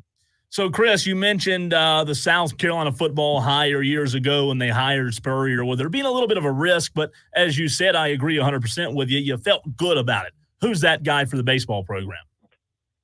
I think you look at a guy first like Cliff Godwin. Maybe it's a long shot, but you do give him a call. And maybe, East Carolina just got eliminated. I know he wanted to make Omaha with the Pirates, and I thought it was going to be this year for them, but maybe a guy who's got an itch to get back in the SEC. Guys, I've heard before that Ole Miss was his dream job, and so he may be looking at that situation down there and saying, you know what, Mike Bianco could be on the way out next year. Maybe he holds off for that one. I think a Dan McDonald over at Louisville is another guy who, again, the situation at Louisville, they haven't been great lately, but if you look a little bit deeper, they've got some issues with their athletics department. I think the big thing with him that I've read up on is embracing NIL, which that's a scary thing because we're seeing what's happening with Clemson football. And if you're not embracing NIL, things can get away from you rather quickly. Outside of that, guys, there's been a couple. I think Chris Pollard at Duke is another one where, listen, Duke, kind of like their football program, it's much more difficult to win at Duke, right? And he's won at a very, very high level, getting the Duke Blue Devils to, reaching heights they never had before on the baseball field. So, those are a couple. Is there a Steve Spurrier caliber kind of guy? Guys, we're talking about you'd probably have to go out there and hire like a Dave Van Horn. That's just not happening. You're not doing it. Even like I said on my show that maybe you call Tony Vitello, and I more so meant that as like that should be the approach South kind of has from the standpoint of they should be trying to compete and get the very best guy. They're not going to get Tony Vitello. Tony Vitello is not leaving Tennessee. Chris Lemonis is a name I've heard thrown about. Now, that one's really interesting because Chris Lemonis is a guy that I thought early in the season maybe Mississippi State should consider moving away from. I thought they had a pretty solid season with the way they started, got to the regional round, lost to a really good Virginia team. He has won a national championship. So we're talking about a guy that anytime you can hire a coach who has a national title attached to his name, that's a pretty good thing. There aren't a ton of those guys out there. So I know I just gave you a long list, and I did that, Cole, because I don't know that there's like an equivalent of Steve Spurrier, you know what I mean? Where I'm looking at like, this is one of the greatest coaches of all time. I don't know that that guy is out there. So there's going to be a level of risk to a degree, but I think there's guys that are less of a risk than Landon Powell from North Greenville Division II. And let's just throw this name out there too, Monty Lee, who, listen, I love Monty Lee, guys. Monty Lee is awesome. When they brought Monty Lee over, I loved that addition. That dude's a Gamecock through and through. But, guys, he failed at Clemson. Like, can we just call it for what it is? He failed at Clemson. They didn't even make a super regional when he was there. So Monty Lee has had his shot and failed. I know he loves South Carolina. I know players love him. I know recruits love him. But he has failed. I don't think you need a retread of that and to find out what you already know. Find him across all your favorite platforms at SEC Unfiltered. Chris Phillips joins us on the show. Chris, moving away from the Gamecocks here, Jack Caglione and co down at Florida, they have an awful lot of pop off that bat. They hit a lot of home runs. They hit a lot of extra base hits. How big of a threat could they pose to Clemson there in the Clemson Super? Tell us about that team. Yeah, and per sources, Diesel, SEC Unfiltered may or may not be boots on the ground in Clemson. So just a heads up there. I'm sure Tiger fans will be thrilled. Are you with welcome that, in Pickens County? I already went last weekend. Believe it or not, I was allowed in the gates, and I was actually embraced. The folks over in Cajun Cafe invited us back this weekend. So we may or may not be gracing the stadium at Doug Kingsmore this weekend. Anyways, though, the Florida Gators, that was to me one of the surprises of the weekend, guys. Florida was a team that I had essentially sold my stock on. Listen, like LSU, we knew they had talent. It just hadn't come together. What was so ironic about their runs at the Stillwater Regional is this, it's lack of pitching depth that really did them in this season. That's why they looked so poor in the midweek. They just couldn't find guys to give them successful outings. That's exactly why they won the Stillwater Regional. Guys stepped up and pitched their tails off. Brandon Neely in that final game was electric. So we all know about Jack Caglione, guys. You know about Colby Shelton, some of the others, Tyler Shellnut, but it's really about what do they get out of their pitching staff with Liam Peterson. Obviously, Jack Caglione will probably go game 2. And then, the rest of those guys in the bullpen. And again, the depth will show itself yet again in Clemson. But I would tell Clemson fans, don't be fooled by the record. This team has as much talent as anybody out there. They can swing it with the best of them. It's all going to be about pitching for Florida. And so, guys, I expect a lot of runs this weekend at Doug Kingsmore Stadium. It's going to be warm. I'm sure the wind's going to be blowing out. The baseball flies out of that place as it is. And, Clemson better bring their sticks because Florida is going to score runs. So I think it's going to be a really, really fun weekend of baseball at Doug Kingsmore. I hear you that Florida, is not a team to look over or underestimate by any stretch. And I agree with that. But would you agree that Clemson's had I don't want to say an easy road to Omaha if they can get there, but when they're looking at the regional, Chris, didn't have to play Vandy. Vandy was down. Vandy 0-2 in the regional, and then a Florida team that was highly inconsistent through the year. It seems as if, while Clemson's very, very good, it seems as if they're going to get to Omaha, they better do it this year. And I would say to your point, Cole, and I certainly, in my praise of Florida, I will not, dance around the fact that Clemson's a very good ball club. Again, we got to see them in person last weekend. The regional was manageable. There's no such thing as an easy regional. And I mean, listen, when you have Gary Gilmore and Coastal Carolina, and that High Point team was as stingy as any we saw. And, you take nothing for granted, right? Arkansas fans are sitting at home wishing, they were playing this weekend. So, but Clemson's a really, really good ball club. I mean, they swing it as well as anybody. They've come along when it comes to the pitching side of things. That was kind of shaky, I know, earlier in the year. So again, guys, I expect this to be a 3-game series. But to your point, Cole, I mean, I think I don't know that you call it a favorable draw getting the Florida Gators. I mean, I think there are more difficult matchups for sure, but a Florida team that is starting to catch fire and hit their stride, it's going to be a tall order, no doubt. But guys, you got it at home. You're at Doug Kingsmore. I know you don't get the night game pitches, right? The schedule comes out today, and it's a pair of 2:00 first pitches on Saturday and Sunday. But Doug Kingsmore be rocking. You have that home field advantage. I would say this, though, Cole. I think Eric Bakich is going to build a program to last. I don't think this is a situation where you look at it where it's like, man, we better punch our ticket to Omaha, or who knows when we're going to be back in this situation. Like, I think Clemson baseball is going to be back to what they were under Jack Leggett. I loved that hire when they hired Bakich in 22. I thought it was a home run for them, no pun intended. And it's turned out that way. I mean, top 8 national seed last year, and now they're in this point. So I don't think it'll be, let me put it this way, I don't think it'll be another 14-year stretch without a super regional for Clemson baseball. So, but it is a great opportunity. Florida's a team with tons of talent, but they are very flawed. So, again, Clemson with a great opportunity to punch their ticket and end up back in Omaha. Chris, I was fascinated by the game we got last night, the nightcap for college baseball. Now that defending champs LSU are out, will any other fan base embrace the new challenge, the new tradition of buying up all the Jell-O shots in Omaha the same way LSU fans did? Will Rocco's financially recover from LSU being eliminated in Chapel Hill? That's a great question. Yeah, I mean, the LSU fans are they are their own breed for sure. And I say that as a compliment, by the way. They are awesome. They are super passionate when it comes to their baseball. Yeah, when it comes to the rest of the field, I certainly wouldn't Diesel count on Virginia doing it. They're more the wine and cheese crowd, so I don't think you're going to see many Virginia folks, if they make it, taking Jell-O shots. Tennessee fans can throw down. They will throw down. I don't know that they're going to match LSU, but don't tempt them. Don't tempt them with a good time. I think they'll do it.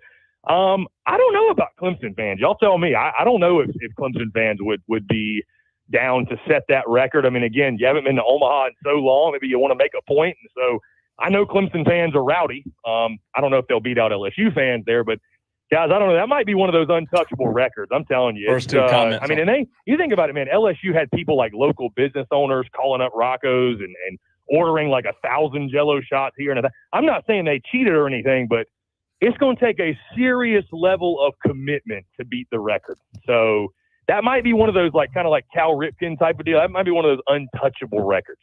Yeah, Chris, I don't know about the Jell-O shots from Clemson fans, but if they do make it to the regionals, maybe the 8-ounce middle school pet milk cartons will be in trouble in the city of Omaha. I don't know that Clemson fans have it in them to buy that many Jell-O shots. Chris Phillips, SEC Unfiltered. Appreciate your time, pal. Thanks so much. Thanks, man. Diesel Cole, always a pleasure. That is Chris Phillips of SEC Unfiltered. We appreciate him taking the time to jump on with us a little bit earlier today. His duties, Cole, have created kind of a time conflict from when we used to really enjoy having him on in the 4 o'clock hour. He is now doing a live show, I think at 3 to 5. So he's not able to jump on with us in time that we like to. But, hey, we like to have lots of extra time with Chris Phillips, talk all things South Carolina and SEC sports. So we bring him on a little bit early for you. A little live score update. Oklahoma has tied the ball game 5-5, top of the 7th.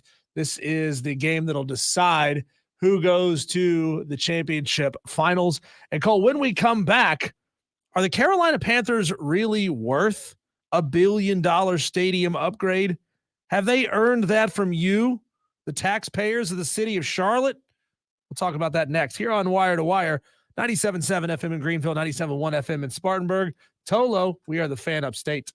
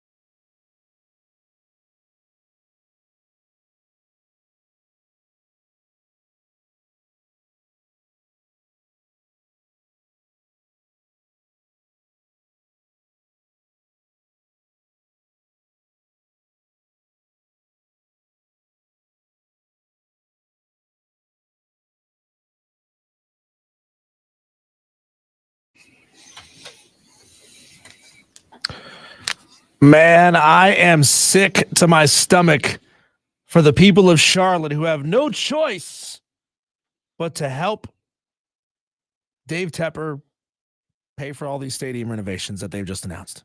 I thought the concerts were going to pay for them. Is that not what the concerts are for? They didn't book Taylor Swift, Cole, so they're not going to make enough money off of these concerts to do all the work that they want to do. If you haven't heard yet, the Carolina Panthers have announced a massive new Bank of America Stadium improvement package that will cost roughly $1.3 billion. Unreal amount of money, Cole. $1.3 billion renovation package going into Bank of America Stadium. You know that Dave Tepper has threatened to move the team. He has made some subtle statements saying the Bank of America Stadium is crumbling, saying that it doesn't have the infrastructure that it needs, yada, yada, yada. And all that has been an attempt to get the city of Charlotte to fork over a lot of money for stadium improvements. The NFL is not going to let Charlotte lose its team. There's so much money in Charlotte. They're not going to let that happen.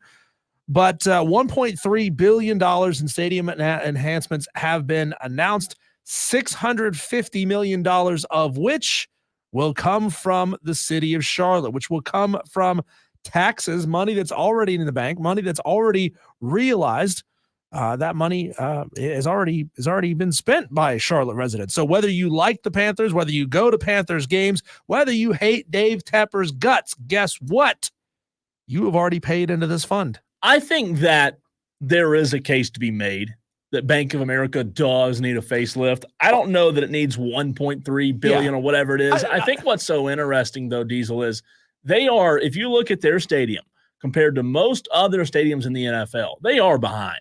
There's no doubt about it. But they're not living in the Stone Age, okay? When coaches have to call up to the booth, they're not using a tin can and a string. No. Let's not But that's not a stadium though. Right, let's not act like it's an old, decrepit, crumbling building, okay? I mean, I fully agree that a stadium that was built, in the, what was that, late 90s? I don't know. Early 2000s?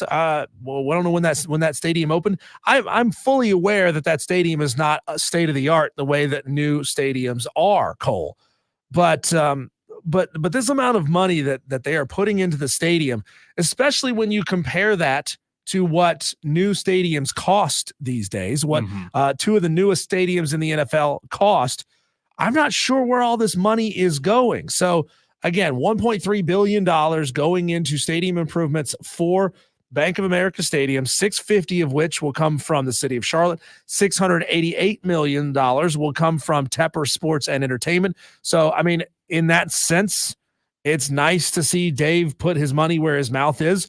Over half of the money that's going into all of these stadium enhancements will come from David Tepper's company. He is worth $20 billion, so he's got the money. But you and I both know that rich dudes don't get rich and don't stay rich by spending all of their money. He's not going to spend 1/20th of his net worth to renovate his stadium. Rich dudes stay rich by getting other people to pay for the things that they want to have done.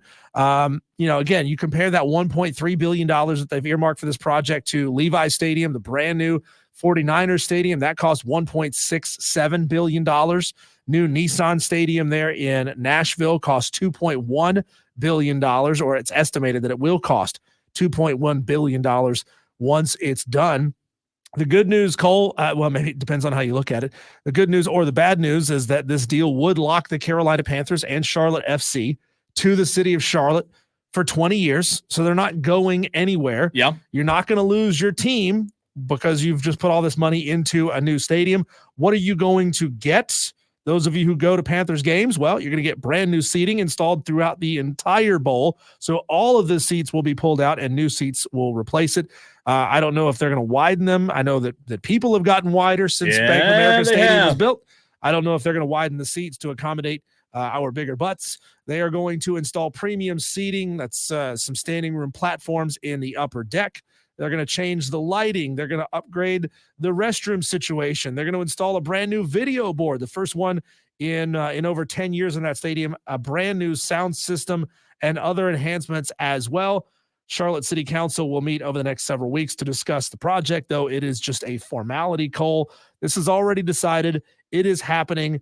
I'm mad if they took a single dime of my money and gave it to Dave Tepper, but doesn't matter. If you live in Charlotte, you've already paid for it. See, I love it. I'll play the other side here. I absolutely love it. As much as money as Charlotte has, as that area continues to boom and grow, you've got to have a stadium that's better than the one you have now. If you want to be able to bring fans in from all across North Carolina, from all across South Carolina, it better be worth a darn. Right now, my opinion, it's pretty bad. I like it. I'm all for it. Let us know what you think. 71307 is the way you can get in touch with the show. Start your text with the word fan. 5 o'clock fight next.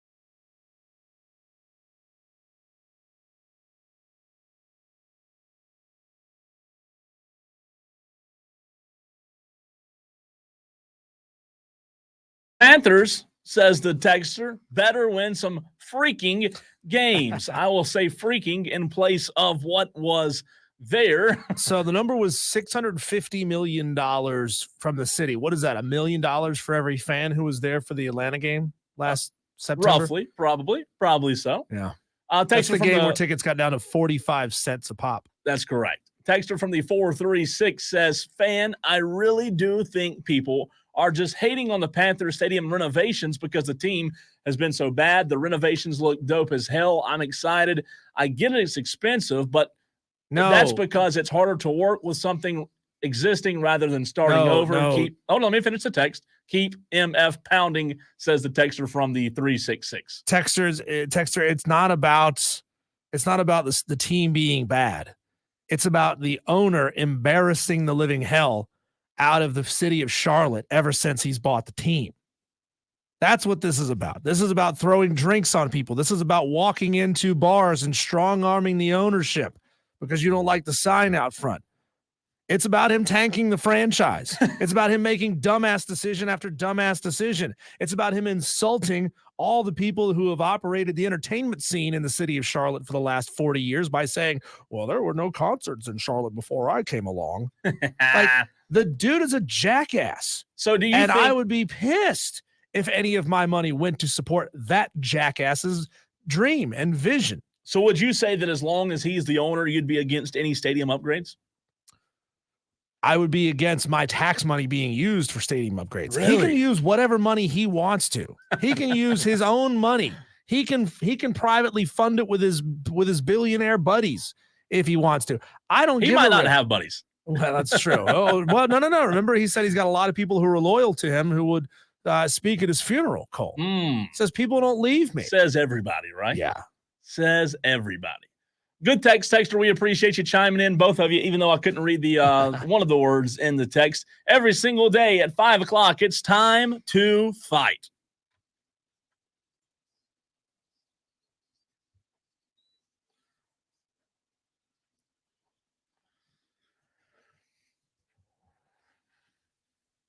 If it's your first time listening to Wire, we appreciate you doing so. This is the newest afternoon sports show in the upstate. Every single weekday on your radio dial. He's Diesel, I'm Cole Bryson, and at 5 o'clock every day, we have to disagree. There are 3 subjects, 3 rounds, and Diesel and I will disagree on every single round. It's your job, the Tolo, the audience, the texters, the streamers, whatever you call yourself, it's your job to decide who wins. With that being said, let's get it on, Diesel. So summer is upon us, right? Summer is here. It's going to start getting warmer and warmer. We had a nice little afternoon thunderstorm today, Diesel, right before we went on air. And I asked the question, if it's a hot day, you're working outside at home, and you just need to quench your thirst. Diesel, do you go Gatorade or H2O? H2O, baby, all day. I like to keep it natural. I like to keep it clean. I like to keep it sugar-free. Really? Do you know how much sugar is in a 20-ounce bottle of Gatorade? I would assume 38 grams. 36 grams. You were close, man. That's just a wild guess on your part. That's a wild guess. It's about half the sugar that's in a Coke. A 20-ounce bottle of Coke has 64 grams of sugar. Wow. So it's about half the sugar. But, man, like, I don't like a ton of the flavors of Gatorade. Like, growing up, I always hated the flavor of lemon lime Gatorade. The one that I always drank the most is I drank orange, which, I mean, you know, it doesn't taste anything like actual oranges. No. To me, it was orange and it was blue. Light blue or dark blue? The sort of Carolina blue. Yeah. Like our that's fan the better upstate one. color blue. Yeah, that's the better one. Arctic Blast, I think it might have been called or something like that. But no, like I don't drink Gatorades anymore. I very, very rarely get one and drink one. I like to keep it natural and drink just pure H2O. I'm going to go Gatorade. I like the, I don't know what it is, but if it's a hot day, there's something about a Gatorade just being able to quench your thirst, man. And I'm surprised you didn't have the sound bit of water sucks. It really, really sucks. I would have thought about it. You know, if you would have reminded me, I'd have got that for you. But I'm going Gatorade. I love the light blue, the one you were talking about. The dark blue's okay. If I have to go with a blue, I prefer the light, but I'll do the dark if I have to. The orange, not so much Diesel. The yellow, the green you were talking about, the lemon, what is it, lemon lime? Yeah. It's not bad. It's not bad. I don't hate it. I always thought it tasted a little too strong. It is different. But I want to be able to get that quench, man. If you have to use colors to describe a flavor, not the actual thing that flavors it, that's true. Then you know that you're not dealing with real flavors. So I don't want that artificial crap. I love the new one that's it's almost I forget the name of it. Again, to your point, I don't even know the names. I just know the colors. It's almost like a clear white. I know that's contradictory, but it's a white pasty look. It might be the Arctic Freeze, but man, hey, to your point though, there is sugar-free Gatorade. You can drink sugar-free. There's zero. Yeah, but Zero. It's not. Well, there's no sugar in it, but they sweeten it with something else instead. It's probably worse for you than the sugar. Rob Brown from the Rob Brown Show chimes in and says, "Just hit him." Talking about Diesel with the Gatorade Zero and put this thing to bed. Rob Brown's going Gatorade Zero. Citrus Cooler, says a texter. I'll have to look at that one. All right, who do you side with round one? Hot day. You got to quench your thirst. Diesel says he's going water. I say Gatorade all day long.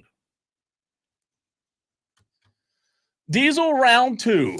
This is an interesting one, and I want to see how we differ. You had an interesting driving experience yesterday. Tell us what happened. Yeah, yesterday I'm on my way here to the station, and I'm over by Frankie's Fun Park on Miller Road, coming towards the radio station, and out of one of the side streets, Cole, pops somebody driving a quad, like a four-wheeler, like an ATV.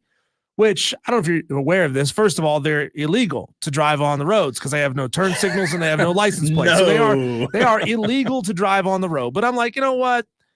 It's not really my business. It's not my concern. Like, you shouldn't be doing it, but whatever.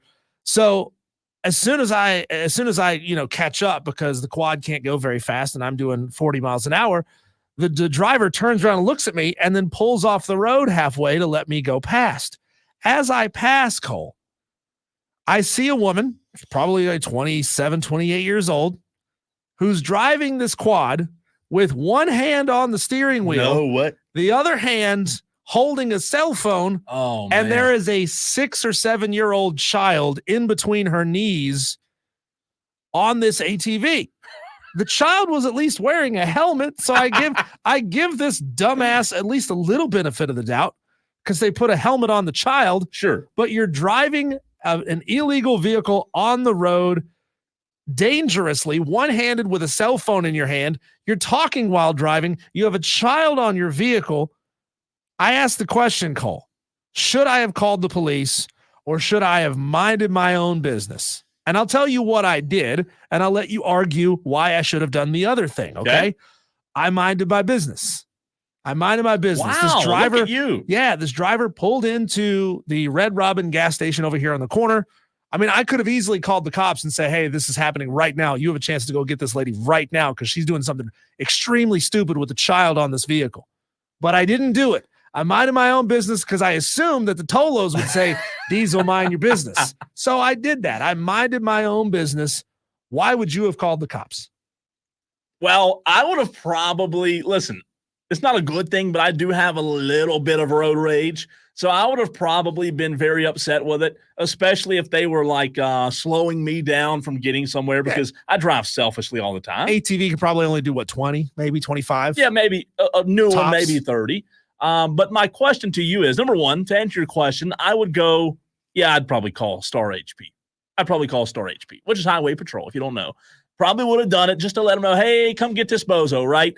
Maybe it wasn't the right thing to do because it wasn't pertaining to me, but I'd have probably called her out on her stupidity. My question, though, and this could get really fun. Texters, Tolos, that stands for turn it on, leave it on. If you had to guess where Diesel was in the upstate, Diesel's not going to tell you yet, but what town do you think you would be most likely to see a lady on a four-wheeler on a main road with a child, one hand on the phone, right? One hand on the wheel or the turn. Yeah, handlebars. The handlebars, and a child with a helmet in the front seat. I automatically think, was this in Chesney, South Carolina? Was this in Cowpens? Like, where was this at? Because that blows my mind that it was on a main road like that. I don't know the last time I've seen an ATV on a main road. Yeah, I mean, it would make sense if you're out in the sticks, right? You know, if you're out in the cut and you got people, you know, riding from farm to farm, or you know, they got land on one side of the road, but they live on, you know, it's fine to see it there, but to see it, I already revealed where it was because I gave the description on my earlier. Gotcha. It happened right here in Greenville, right? Gotcha. But I asked the Tolos on Twitter yesterday, 88% said I should have called the cops. Oh, wow, 88%. Which blows me away because, I mean, you know, I have a hard time, you know, tracking where I think people's minds are going to be on this kind of stuff. I was like, overwhelmingly, people are going to tell me to mind my own business. Texter said, did that happen in Pumpkin Town? Another texter says, what about Marietta? Some good texts coming in on the text line. So let us know who you side with on that one. It's time for round 3. All right, Diesel. We've talked a lot of South Carolina Gamecocks lately. South Carolina has named Monty Lee as their interim head coach. You got to have a coach right now with the recruiting and all of the transfer portals. You got to have somebody. Monty Lee was on staff. They named him interim. We don't know if they'll name him the head coach or not. But when it comes to a big job, a big SEC job like a South Carolina, do you think Monty Lee deserves a big-time SEC job like South Carolina? Absolutely not. Absolutely not. Yesterday we had audio, or we had some tweets from different players and recruits. They all love Monty Lee, and that might be why they take a serious look at him. But he can do all of those things and still make all of those players happy as an assistant coach. There's nothing that says the new hire would have to keep Monty Lee on. They probably wouldn't, right? But Monty Lee failed at Clemson. He needs some time to rehab his image as a head coach. How old is Monty Lee, you think? Late 50s? I'm going to guess 40. 40s? I'm going to guess. 48. Let me look it up. So he's got time. If he wants to be an SEC head coach, if that's what he wants to do with his life, he's got time to go be a head coach at a Sunbelt school, at an American athletic school, sort of rehab his image. If he can do that, then he would deserve another shot at coaching at the highest level. But given his current body of work and how he failed at Clemson, I don't think he's earned that shot. Texter says, I'll get to that text in a second. I said 48. He's 47. Okay, there you go. He's still young enough. Yeah. Get to that text in a second. Diesel versus Civilian was round 2. Round 3, does Monty Lee deserve a big-time SEC job? I say, look, he's been around baseball for a long enough time to know what it takes, and yes, he failed at Clemson. However, I'll play devil's advocate by saying sometimes in sports, in life, whatever it may be, I think that you sometimes have to fail in order to succeed.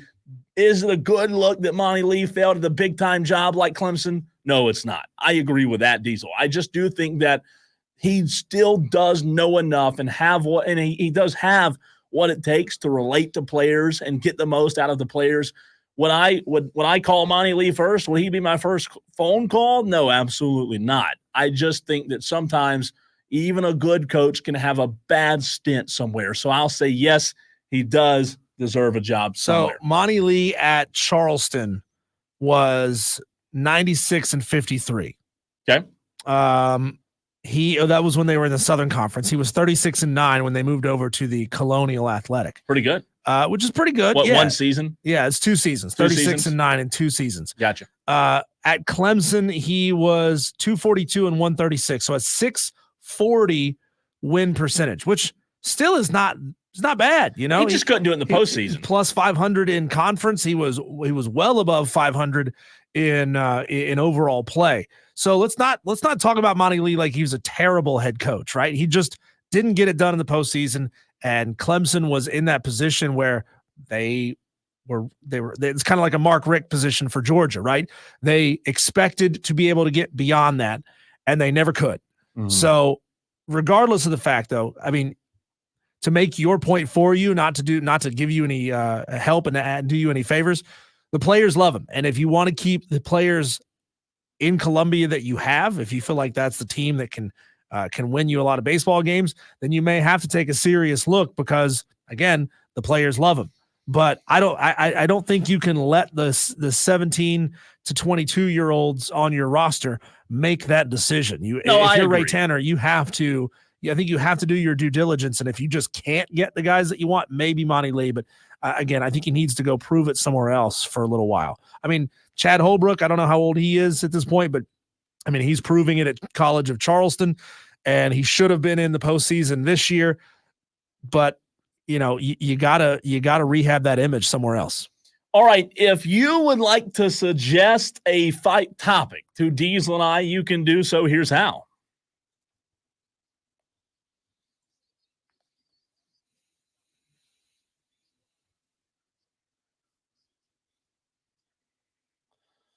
So a lot of text, a lot of messages on the stream. To recap, round one was very simple. On a hot day, what are you choosing? You going Gatorade or you going water? Diesel said he's going with the plain old water. I say give me Gatorade. Texter texts me personally and says I'd say go natural light. Well, I think a lot of people would probably say that as well, right? Go natural. Nothing like Taste of the Rockies to rehydrate you, huh? That's Coors Light, I know. I'm just saying. Diesel, you want to take the stream or the text line? I'll go with the stream. You go with the text line. You go first. Okay, let's see here. It says, let me find the first one here. That's a lot of text that coming pertains in right to this. Madcraft says Gatorade Zero Sugar is amazing. Let's see. Madcraft says Cole wins round one. Yellow Gatorade Zero Sugar almost tastes natural. Let's don't go there. Let's see here. Spur Daddy says Diesel wins round one. Madcraft says Diesel didn't play golf cart tag at Ocean Lakes when he was a kid, and it shows. No, I didn't do that, Madcraft, but I did flip over a 3-wheel golf cart trying to drag a greased up knee board behind it. So I got that going for me. That's on my resume. Madcraft says Diesel wins round two. Spur Daddy says I win round two. Let's see here. Madcraft says got to go with Diesel on round three and the win. I appreciate Cole's point, though, talking about Monty Lee. Spur Daddy says Diesel wins round three. So Madcraft went you and Spur Daddy. I got Madcraft and Spur Daddy's vote today. Man, how about that? Let's see on the text line. Texter from the 561 says Cole wins round one. That was actually JT and Greer. Texter says Powerade Zero Sugar for the win. How about Citrus Cooler? That's the win, says one texter. I have no idea what color the Citrus Cooler. I would guess a orange, maybe. Texter says the white ones are cherry. Seriously? The white Gatorades are cherry? What sense does that make? People who call these things cherry and orange and lemon lime have clearly never eaten a cherry and orange or a lemon and a lime. I haven't. I'm just kidding. God, y'all need to eat some real fruit. Would you? There was one text here. Let's see. I was trying to find I was earlier describing the color, right, of the white Gatorade. Texter from the 344 says it's white cherry, I think. Pasty white substance. Geez, Cole, you can't say that. Appetizing. Sorry, Texter. I apologize.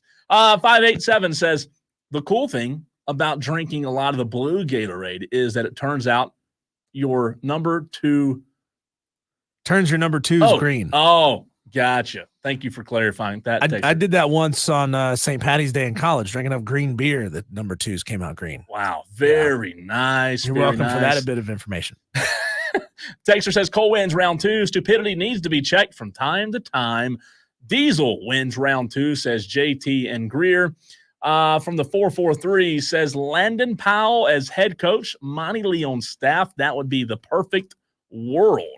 I mean, that's not a terrible option right there. I mean, you get somebody who's got Division I ACC experience. I just think it'd be the other way around. You think so? I think it'd be Monty as the head coach. Would Landon leave North Greenville to be an assistant coach? It's a great question. I had that conversation with someone yesterday. If it were the hitting coach, Diesel, and there were some conversations about, hey, you can be the next guy, I think you would, but again, an assistant is not the same as the head. I don't know. It's a great question. Maybe he doesn't. Texter from the 344 says Cole for the win today. JT and Greer says Diesel wins round three. So you also got JT and Greer on your side. Diesel. G says, who cares about the Panthers? Texter says, this from the 850, Lee can't do it in the postseason is a hell of a comment when you just fired Kingston for not doing it in the postseason. Texter says, Diesel round 1, Cole round 2 and 3. We appreciate that, Texter. 349 says, I wanted fresh blood. Talking about Gatorade flavor? Oh, no, just kidding. Kidding, Texter. But we tried that in football. Common denominator amongst them all is Ray Tanner. Maybe he just doesn't need to make the decisions. CJ from Greer says Kool-Aid's the best. No, not better than Gatorade. Are you kidding me? That's a bad take, CJ. 470 Diesel says, I don't think Powell would leave. A sure lock for World Series yearly versus a hope and a prayer for going to the regionals. That texter basically saying at North Greenville he has a better chance of winning, which is probably true, right? Probably true, yeah. Probably true. I mean, Chris Phillips said it earlier. He goes, it's a whole different level of pressure being in D2 versus D1. He goes, I'm not trying to disparage North Greenville and the level of ball that they play, but it is a different beast. And that is absolutely true.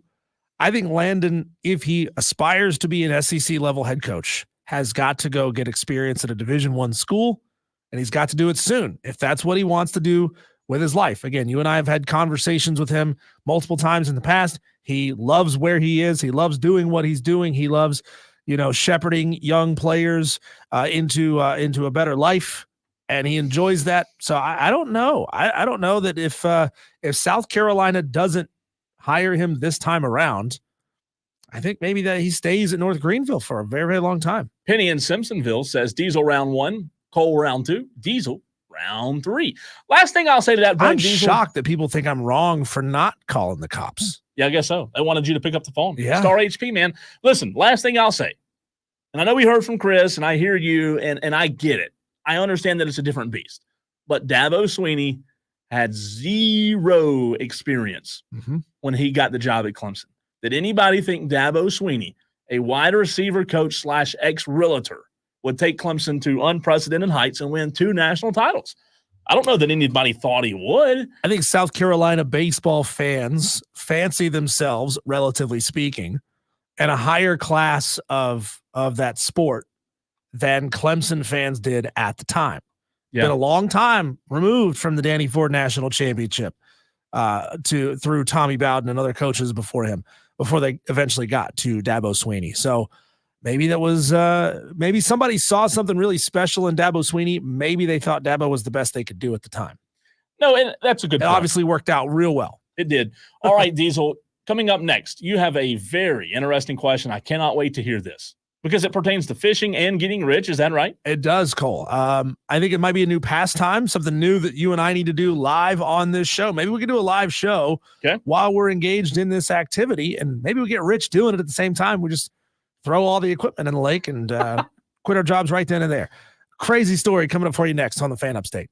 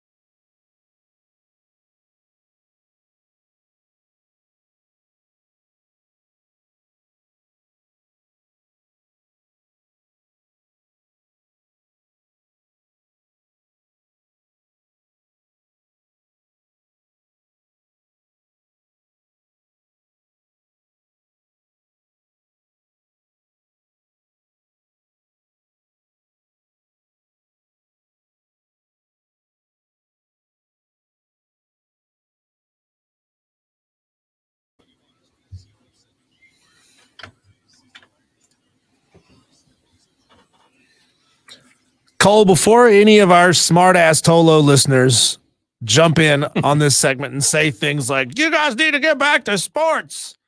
First of all, there's not a lot of live sports to talk about right now. Second of all, what we're talking about right now is a sport. Yeah. Adjacent, kind of. There's all different kinds, Cole, of fishing, right? There's deep sea fishing. There's trolling behind a boat. Mm-hmm. There's freshwater fishing. There's river fishing. There's fly fishing. I mean, You hell, sound there's like even Bubba right now. there's even dynamite fit, right? There's dynamite fishing. Fraud shrimp. There's people who drop an electric probe down in the water and zap the fish. Yeah. Well, Cole, there's a new craze that's sweeping the nation called magnet fishing.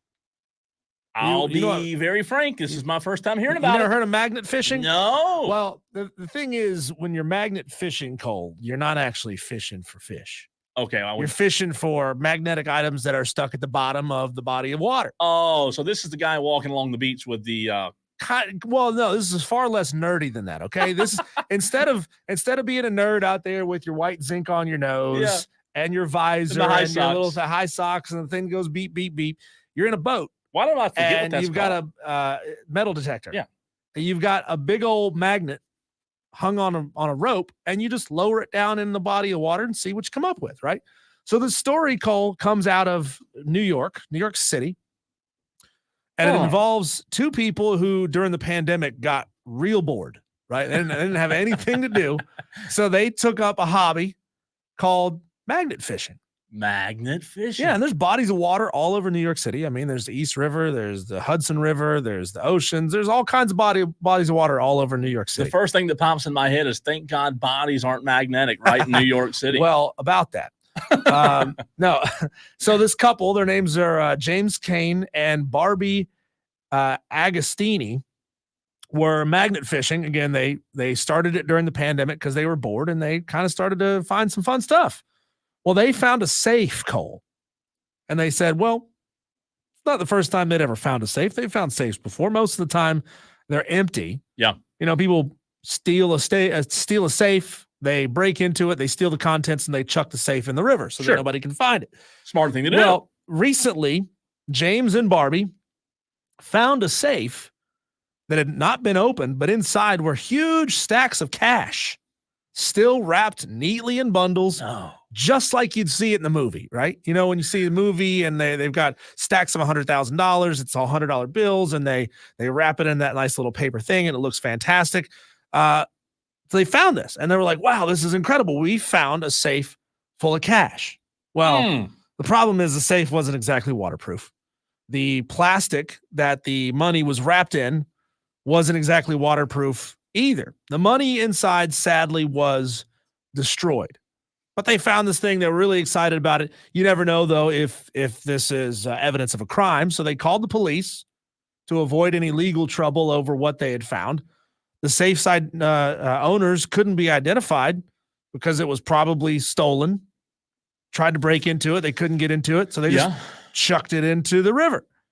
Well, police said since we can't identify it and since the contents are basically trash anyway, they just let them keep whatever they found. So they might be able, Cole, based on the photos attached to the article, they might be able to salvage a few of the bills in this thing, but I doubt it. When you say the bills are unsalvageable, I'm imagining in my head just taking a sheet of paper and dunking it in water. Yeah, like they get discolored. They got waterlogged. Obviously, color's who knows? gone. I mean, they were modern, like new looking $100 bills. Okay. So the first thing I'd be doing is thinking, how can I dry these out? Yeah, I don't know. I don't know when the last time. I don't know when they switched to the modern $100 bills. I mean, I don't typically carry a lot of $100 bills. I don't know about you. They make $100 bills. Yeah, they do. Isn't a $100 bill the largest currency that we make in this country? I don't think we make anything larger than that. But yeah, I mean, like from the photo, it looked like there might have been a few bills that were salvageable. The rest had kind of turned into black mush at that point. It had,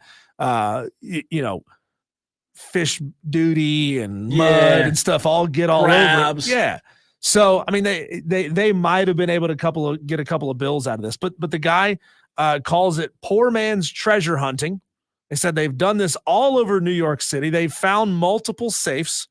Wow. Most of the time, the safes are empty or the contents inside are destroyed by being waterlogged and soaked for a long time.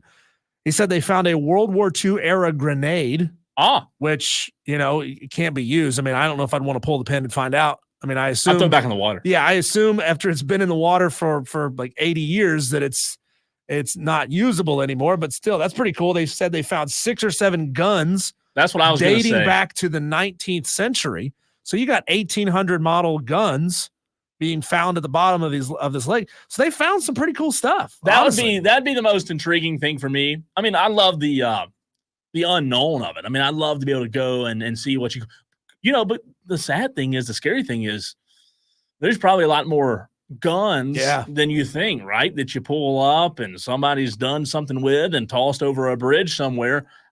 I'm all for it. Saturday night special sitting at the bottom of the lake. Now, here's what I couldn't do.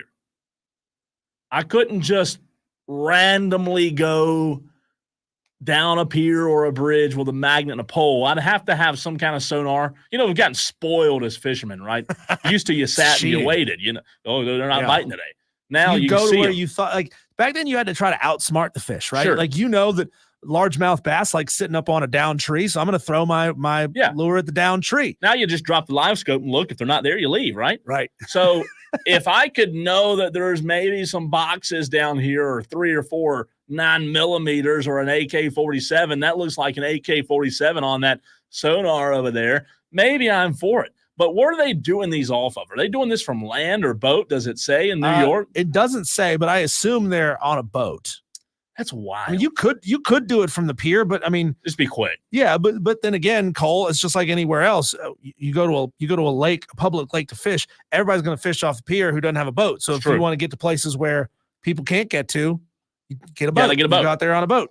You gotta get a boat. Yeah, I mean, I wonder, Cole, what kind of redneck treasures would we find around the upstate? Oh, around the upstate, you'd find some. Yeah, you would definitely. A bunch of high point guns have been thrown out there, like cheap guns used in a crime, thrown out into the lake. I've thought about that a lot, man. Like, the lakes that I fished growing up around here. I mean, car parts, engine blocks, car parts, maybe tires. I mean, they wouldn't be magnetic, but the wheels might be. You wouldn't think there's a ton valuable. I would think there's a lot of tires. I don't think you'd find a lot of valuable stuff like catalytic converters or anything, would you? Because those are worth stuff, right? No, probably not. Maybe unless it was hot and they just said we got to dump it. But I could see it. Think about the I-85 bridges over Hartwell Lake. So like down at Hartwell, I'll bet you people throw stuff off of those bridges all the time. Sure, you got to go dump something in the middle of the night. You throw it off the bridge. You keep on going.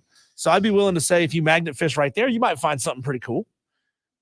I'm for it. I'm interested in it. I don't know that, I don't know that it would get me excited like normal fishing does. But if I got lucky 1 or 2 times, Diesel, and could pull out a little bit of cha-ching. Madcraft says I can't call fishing a sport because there's no defense in fishing. Oh, he did get you on that one. That is my policy. That is my policy. Trey says, I've seen $1,000 bill in person. Do they make? There's no way. No way. $100 bill is Trey does the largest current currency. Though it does say here the United States no longer issues bills in larger denominations, such as $500, $1,000, $5,000, and $10,000 bills. We used to have $10,000 bills in the United States. I will say this, what? Not to get personal with Trey's personal life, but Trey does have some family who's in law enforcement. Maybe he has seen $1,000 bill. Wow, Trey, that's pretty Trey cool. told me when we were at Dave & Buster's, he told me about some family he had. Trey, that's pretty cool. If you ever seen $1,000 bill, I'm pretty jealous. Because that's something I'll never see, right? Madcraft points out, says river swimming holes in the mountains could net you watches, phones, rings, and wallets. That's true, Madcraft. I found some really cool YouTube videos of people river diving, like scuba diving in rivers to see what they could find in popular swimming holes. And there's all kinds of expensive Are phones stuff. magnetic? No, I don't know that there's enough metal in a phone. Like there's aluminum in phones, right? There's silver. There's some silver in phones on the backs of the screens, but I don't know that there's enough. It's like a lot of glass. Maybe if you've got like a new phone, like a MagSafe phone. Oh, fancy over there. Yeah. Big money. Maybe you could connect to that, but I mean, then again, it's worthless at that point. It's just a waterlogged hunk of plastic. Cole, you know about that because you just threw yours in the lake. Well, I had it. I did recover it. Unfortunately, it didn't last long. Text from the 432 says, I've got 2 missing wrought iron chairs missing off my dock at the lake. Someone please come find them.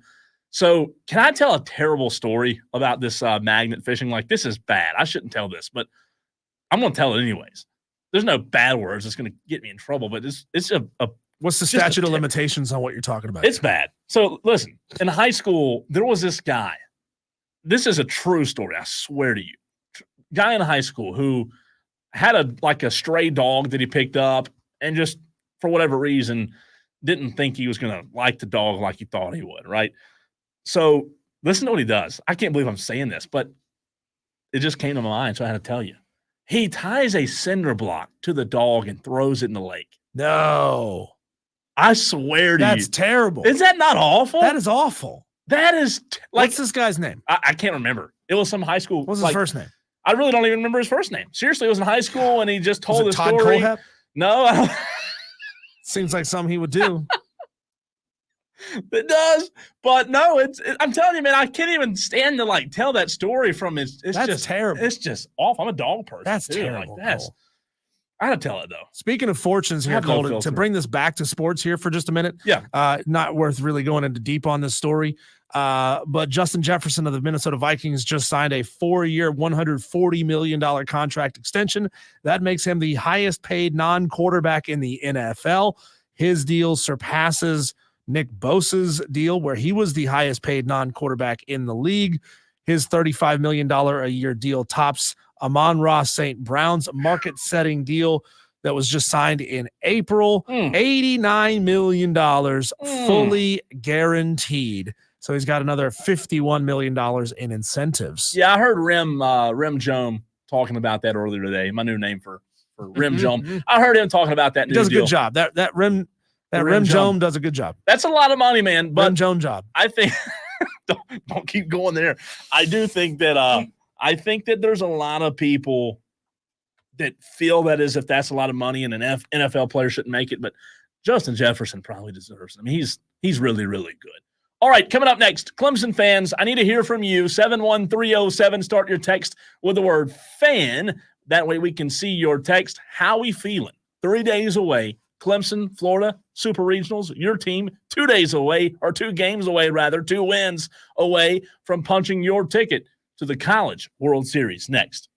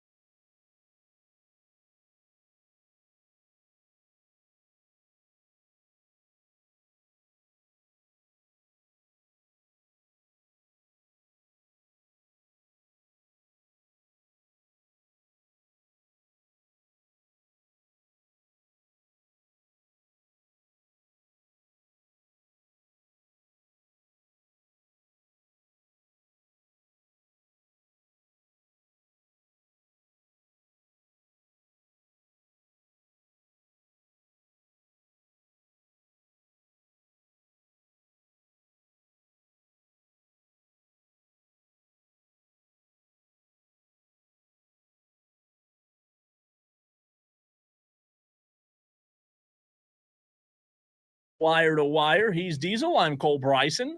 But I asked a question, and I want to let you know that I do believe that Clemson fans 1 week from today are going to be very, very happy. I really do. I think they have a good shot. Texter says, Cole, all caps, I cannot believe you told that horrific story on air. That comes from Kirby.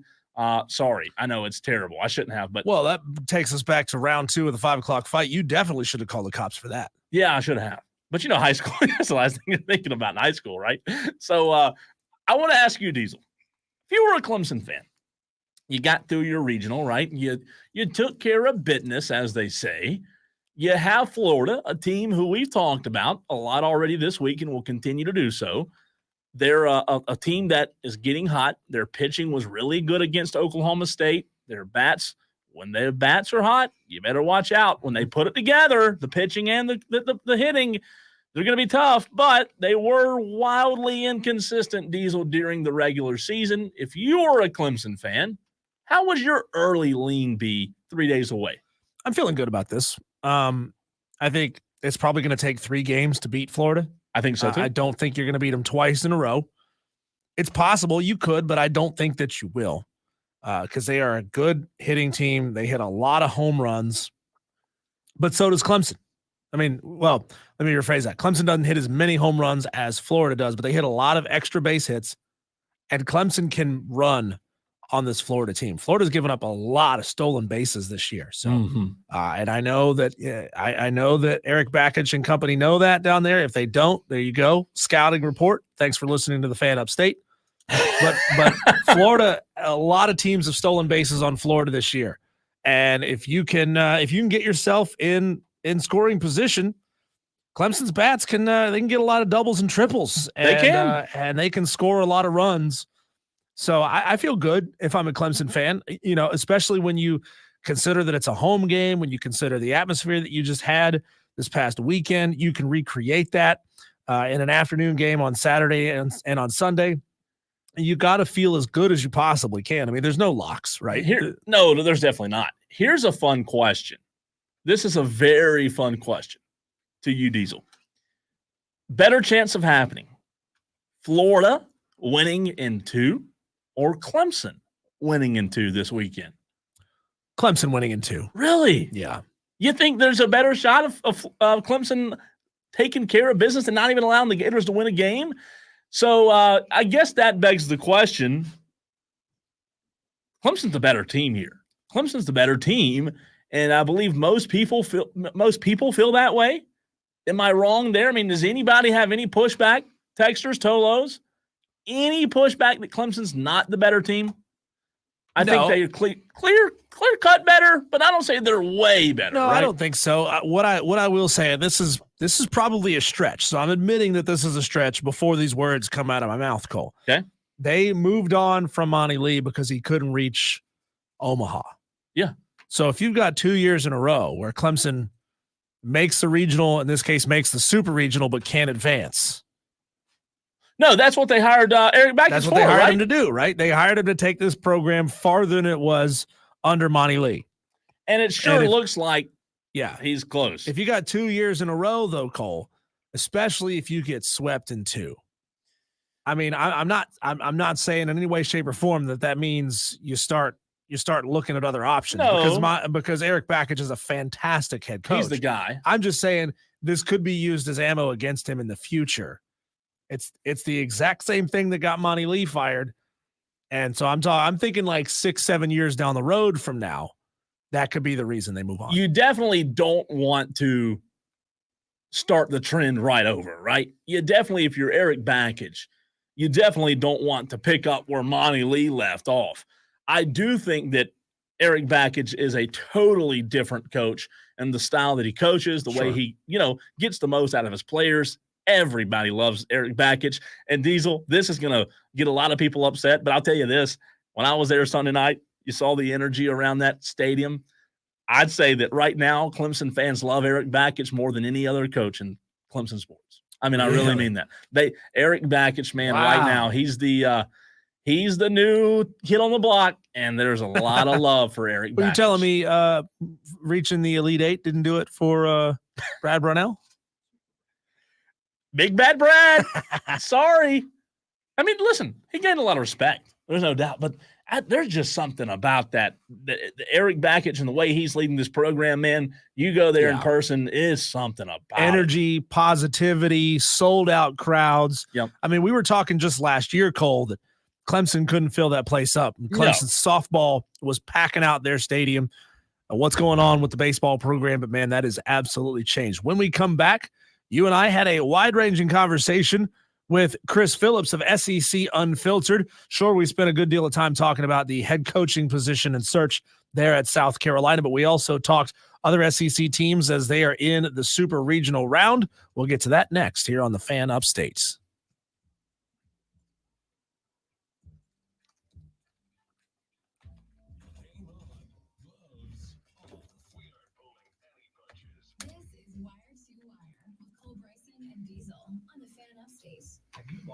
So I can go ahead and find that thing again. Yeah, here you go.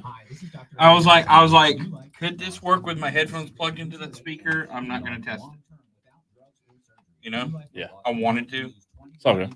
So I was talking to Andrew.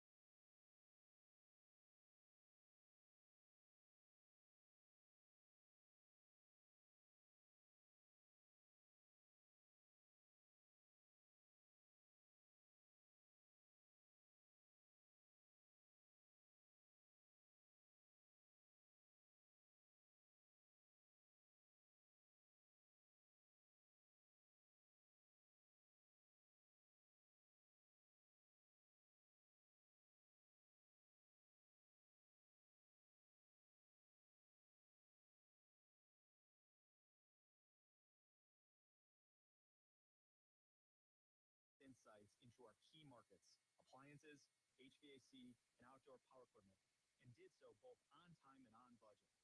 AmericanEagle.com has the resources, experience, and talent needed to produce solutions. Our new technology platform, developed by AmericanEagle.com, has produced tremendous results with higher traffic, conversion, engagement, and online revenue. If you have any home repairs you need to take care of, check us out at RepairClinic.com.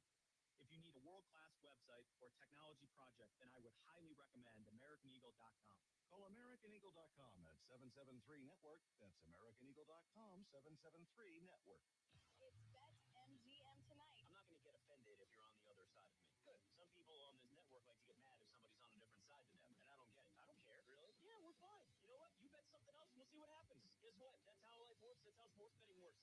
I'm fading my damn Nats tonight. I was going upstairs, and I walked by the studio where the Nationals network broadcast is run out of, and the great JT DeVick upstairs said, "Hey, make sure you fade the Nats tomorrow." Bet MGM tonight. Live sports betting updates as they happen. Weeknights at 7. On the Fan Upstate. Then here is Infinity Sports Network. Sports Flash. Well, the Lakers may have found their next coach, and it's a name they've been linked to for a while. The Athletic reporting they're zeroing in on broadcaster J.J. Redick, who is about to call the NBA Final. Christian McCaffrey set the market once and does so again, this time with the 49ers. signing a 2-year extension worth $19 million annually. Brandon Ayuk hoping to get a new deal from the Niners, and in the meantime, he's holding out, missing the first day of mandatory minicamp. And the Cowboys began today without C.D. Lamb as the wide receiver, also absent, looking for a new deal. The Yankees have been the best team in the American League and host the Twins tonight. They have bounced back from last year's disappointment, and Vinny Lee, tonight's starter, Luis Gil, provided a spark, going 7-1 so far. He was the rookie and pitcher of the month for the month of May. And then there's the offense led by Aaron Judge, and Juan Soto has been nothing short of spectacular since coming to the Bronx. The Yankees have won their last 5. The Phillies have an identical 42-19 record to the Yankees from last night's win over the Brewers, and go for back-to-back wins tonight after ending Milwaukee's 5-game winning streak last night. And Seth Lugo goes for a Major League leading 10th win. He takes the mound with the Royals, taking on the Guardians in Cleveland. I'm Rich Eck. Hey, sports fans, Andrew Perloff here on the Infinity Sports Network. Check us out 24/7 on SiriusXM Channel 158.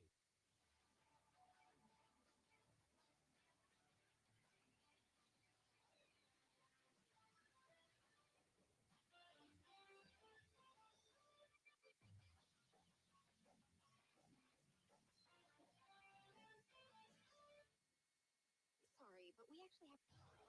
Your morning dose of sports. It's the Rob Brown Show. He had the interception that he threw over to the sideline. That defensive back came the hell out of nowhere. They broke down that play a couple ways. He was right there. It was a sideline. You cannot really hide too much in the sideline. If that ball is elevated 6 inches, it's a remarkable throw. You get what you did there. No, I do. You're thinking if he was 6 inches taller, as if the height of a quarterback determines the trajectory. In my head, I hear my voice going, if he was 6 inches taller. But that's not how throwing a football works. Well, it does if you're taller. Everybody wants to talk Stroud and Richardson, and you should. Those guys are impressive. But as I've said, you're also seeing them, I think, play about as close to their ceiling as they're going to get. They're close to their ceiling. I don't think Bryce Young is. Close to the ceiling. You keep doing it. It's not me. Damn it, I hate that was funny. Don't hit snooze. Hit play. The Rob Brown Show. Now morning 6 to 10 on The Fan. The Fan Upstate. Wire to wire with Diesel and Cole Bryson. Turn on, leave on.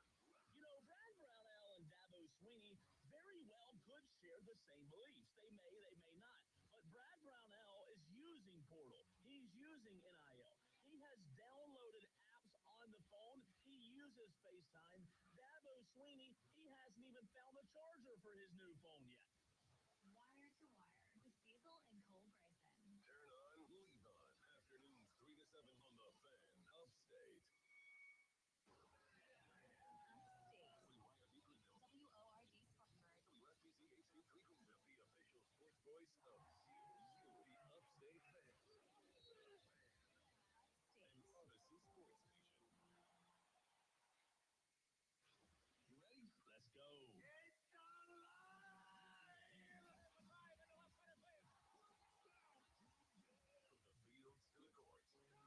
Welcome back into Wire to Wire. He's Diesel. I'm Cole Bryson. Appreciate you joining us this afternoon right here on the Fan Upstate. Want to bring in Chris Phillips of SEC Unfiltered.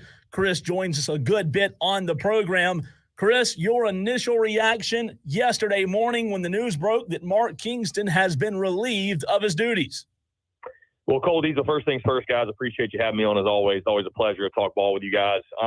Wasn't surprised at all. You know, maybe the only thing that surprised me was how quickly it happened. But I've been saying for weeks, and after South Carolina was eliminated from the Raleigh Regional, especially the fashion in which it happened, right? Losing that game to James Madison, getting shut out in that ball game. It felt like the most no-brainer decision of all time. I mean, you know, I know there's a lot of people that get really uncomfortable when it comes to calling for coaches' jobs and calling for change. But, I mean, guys, this was one that, you know, normally you have some divisiveness on that. Some folks want to give the coach longer, or they don't think that's what the real problem is. But I would say Gamecock Nation was unified on this decision. You know, it had been 7 years, 6 seasons, and simply put, guys, the standard had just not been met. And, again, how it happens, having that context is really important. You know, I just think the inconsistencies year after year, whether it was hitting, it was pitching, it was fielding, it just felt like it was always something. And so South Carolina, you know, having a losing record in SEC play after 7 seasons as well, it just, the standard was not being met. And so I was not surprised at all, guys. Again, like I said, it felt like a really, really easy decision. I don't know if I expected it 24 hours after the season had ended, but to see Mark Kingston being relieved of his duties did not surprise me at all. Chris Phillips of SEC Unfiltered joins us here on Wire to Wire. Chris, generally speaking, which camp are you in for a program like South Carolina or any other SEC program hiring a new head coach? Are you in the hire a big name with experience guy who typically comes with a higher price tag, or are you more of a hire the up-and-comer guy, the one who's done great things at a slightly smaller school? South Carolina has done both across the board in all of their sports programs with a mixed bag of results. Yeah, it's a great question, Diesel. I think it's a program-by-program basis, right? I don't think all programs are built the same, right? If we're talking about an Auburn or a Missouri or Alabama or some programs of less tradition in history, I think you might have to roll the dice, right? Because it's going to be more difficult for you to attract a big name. When it comes to a program like South Carolina, guys, I've been very vocal on this, and we'll go ahead and just tackle it head on. I would go for a bigger name who has a proven track record of success. Here's why, guys. You've already rolled the dice once. You've already taken a flyer on a guy and trusted Ray Tanner's decision-making, and that Ray knows more than we do about baseball because obviously, I mean, he's crapped out more baseball than we know. This man won 2 national titles, took a program to 3. So you gave him the benefit of the doubt with Mark Kingston. It blew up in your face. It did not work. South Carolina is not a project school. This is not a project program. And I know this isn't a top 5 job in college baseball anymore. It's not maybe even a top 10 job in college baseball anymore, but it should be treated as such. Because when South Carolina is rolling and things are going good, that's the type of destination that it is, guys. So I just don't think this go around you take a flyer on somebody who is unproven. I think you go out. I would go get a big name. I would go get someone who's got a track record of success. I would go get someone who has been to the College World Series before and has actually shown he is capable of doing that, and he's going to be comfortable in the spotlight of being an SEC head coach. That's another dynamic of it, guys. The pressure cooker is a lot different, right? At some schools, they don't really care about baseball that much. South Carolina is not one of those. Like, baseball for a long time was the crown jewel of this school. It can be again, but you got to get that right guy. Chris, you know as well as Diesel does that I have been Team Landon Powell since the news broke. My question to you would be, how do you know that any hire is a guarantee success? Because you said you don't want to roll the dice on this hire. Couldn't you argue that any hire in college baseball is rolling the dice? There is risk associated, Cole, to your point, with every new coach. There's no such thing as the sure thing, right? Now, there are levels of risk you can take, and this goes across all sports, by the way, right? Like, there's no guy out there that's a surefire thing. When South Carolina hired Steve Spurrier back in 2004, late 2004, that wasn't a surefire thing. That was a risk, but that was a risk you were willing to take and you felt really good about, right? So not all risks are built equally, okay? So when it comes to Landon Powell, guys, listen, I like Landon Powell. Had Landon Powell on my show 2 years ago, actually, around this time. Talked to Landon Powell about the opening at South Carolina, if and when there was going to be one, and would he take the job? I've had this conversation with Landon Powell, and I think Landon Powell, again, a Gamecock legend, played in the MLB, caught a perfect game, by the way, don't quickly forget, has done great things at North Greenville. I'm not saying it wouldn't be a cool, feel-good story, and I don't say this like with any personal, like I like Landon Powell, cool dude. He would not be my first call. He probably wouldn't be my second or even my third call, guys. He would be a great culture fit. He understands the program. He understands what it means to be a South Carolina Gamecock on the baseball field. All of that stuff is great, but there is no proof that this man is going to come in and compete and go toe-to-toe with the likes of Tony Vitello, Kevin O'Sullivan, Dave Van Horn. The list goes on and on. So, I mean, that's my biggest thing, man, is it's because you just don't know. There is no track record outside of Division II, and it's a different ball game, guys, going from D2 to the University of South Carolina in the SEC. How so? Again, how so? Yeah. Well, I mean, number one, the pressure is immensely different. The pressure is immensely different going from a D2 to a D1, any D1, much less the SEC. Now, the game of baseball, not much different. But, guys, I can tell you this, and it's no knock on Landon Powell. It's no knock on North Greenville. But I'm going to tell you how North Greenville has built that program. What they've been able to do is take a lot of D1 guys that washed out for whatever reason. There's grades, they got in trouble, whatever it is. They've been able to get those guys to transfer in. Give Landon Powell credit for getting them, But that's not really going to be the case at South Carolina. Like, you're not going to be able to kind of take the scraps of D1 and pick on everybody else at the D2 level. Like, you just can't do that. So I'm not saying he hasn't recruited guys normally, but that's how they've built a lot of their success. A lot of guys from South Carolina have gone there and had a lot of success. So I'm just saying it's going to be a different ballgame for him. Like, you're going to have to go out there, recruit guys. It's going to be different recruiting in the portal. And so maybe he can do it, guys. And maybe with 5-6 years, we're talking about that was the best decision they ever made if they do hire him.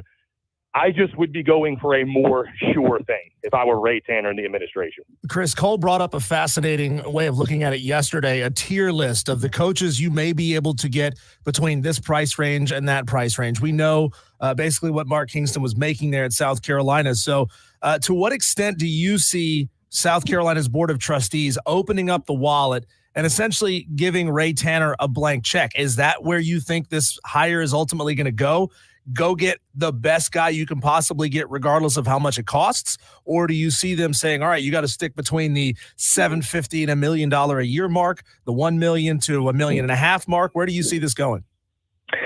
Diesel, I say this respectfully. I don't know that South Carolina as a program, no matter the hire, no matter the school, or no matter the sport, I should say, I don't see South Carolina as here's a blank check and write whatever number you want on a type of university. I just don't know that they have that kind of coin. If they do, I'm not familiar with it, right? Like, we've just never seen that before. So here's the thing, though. The University of South Carolina should be paying their head baseball coach more than $750,000 a year. That, to me, is crazy. And that, to me, is you don't want to compete, because no coach worth a darn in this league is making $750K a year.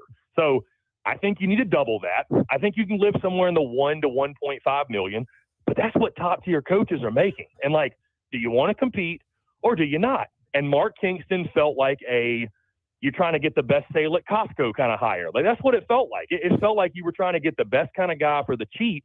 And I just don't think that's the best way to operate. So now, granted, listen, you can't go out there and pay $2.5-3 million for a head baseball coach. I understand that. But I think you got to at least reach the 7-figure mark. I think doubling what you were paying before, you find the right guy, it's going to be worth every single penny. So, Chris, you mentioned the South Carolina football hire years ago when they hired Spurrier. Well, there being a little bit of a risk, but as you said, I agree 100% with you. You felt good about it. Who's that guy for the baseball program?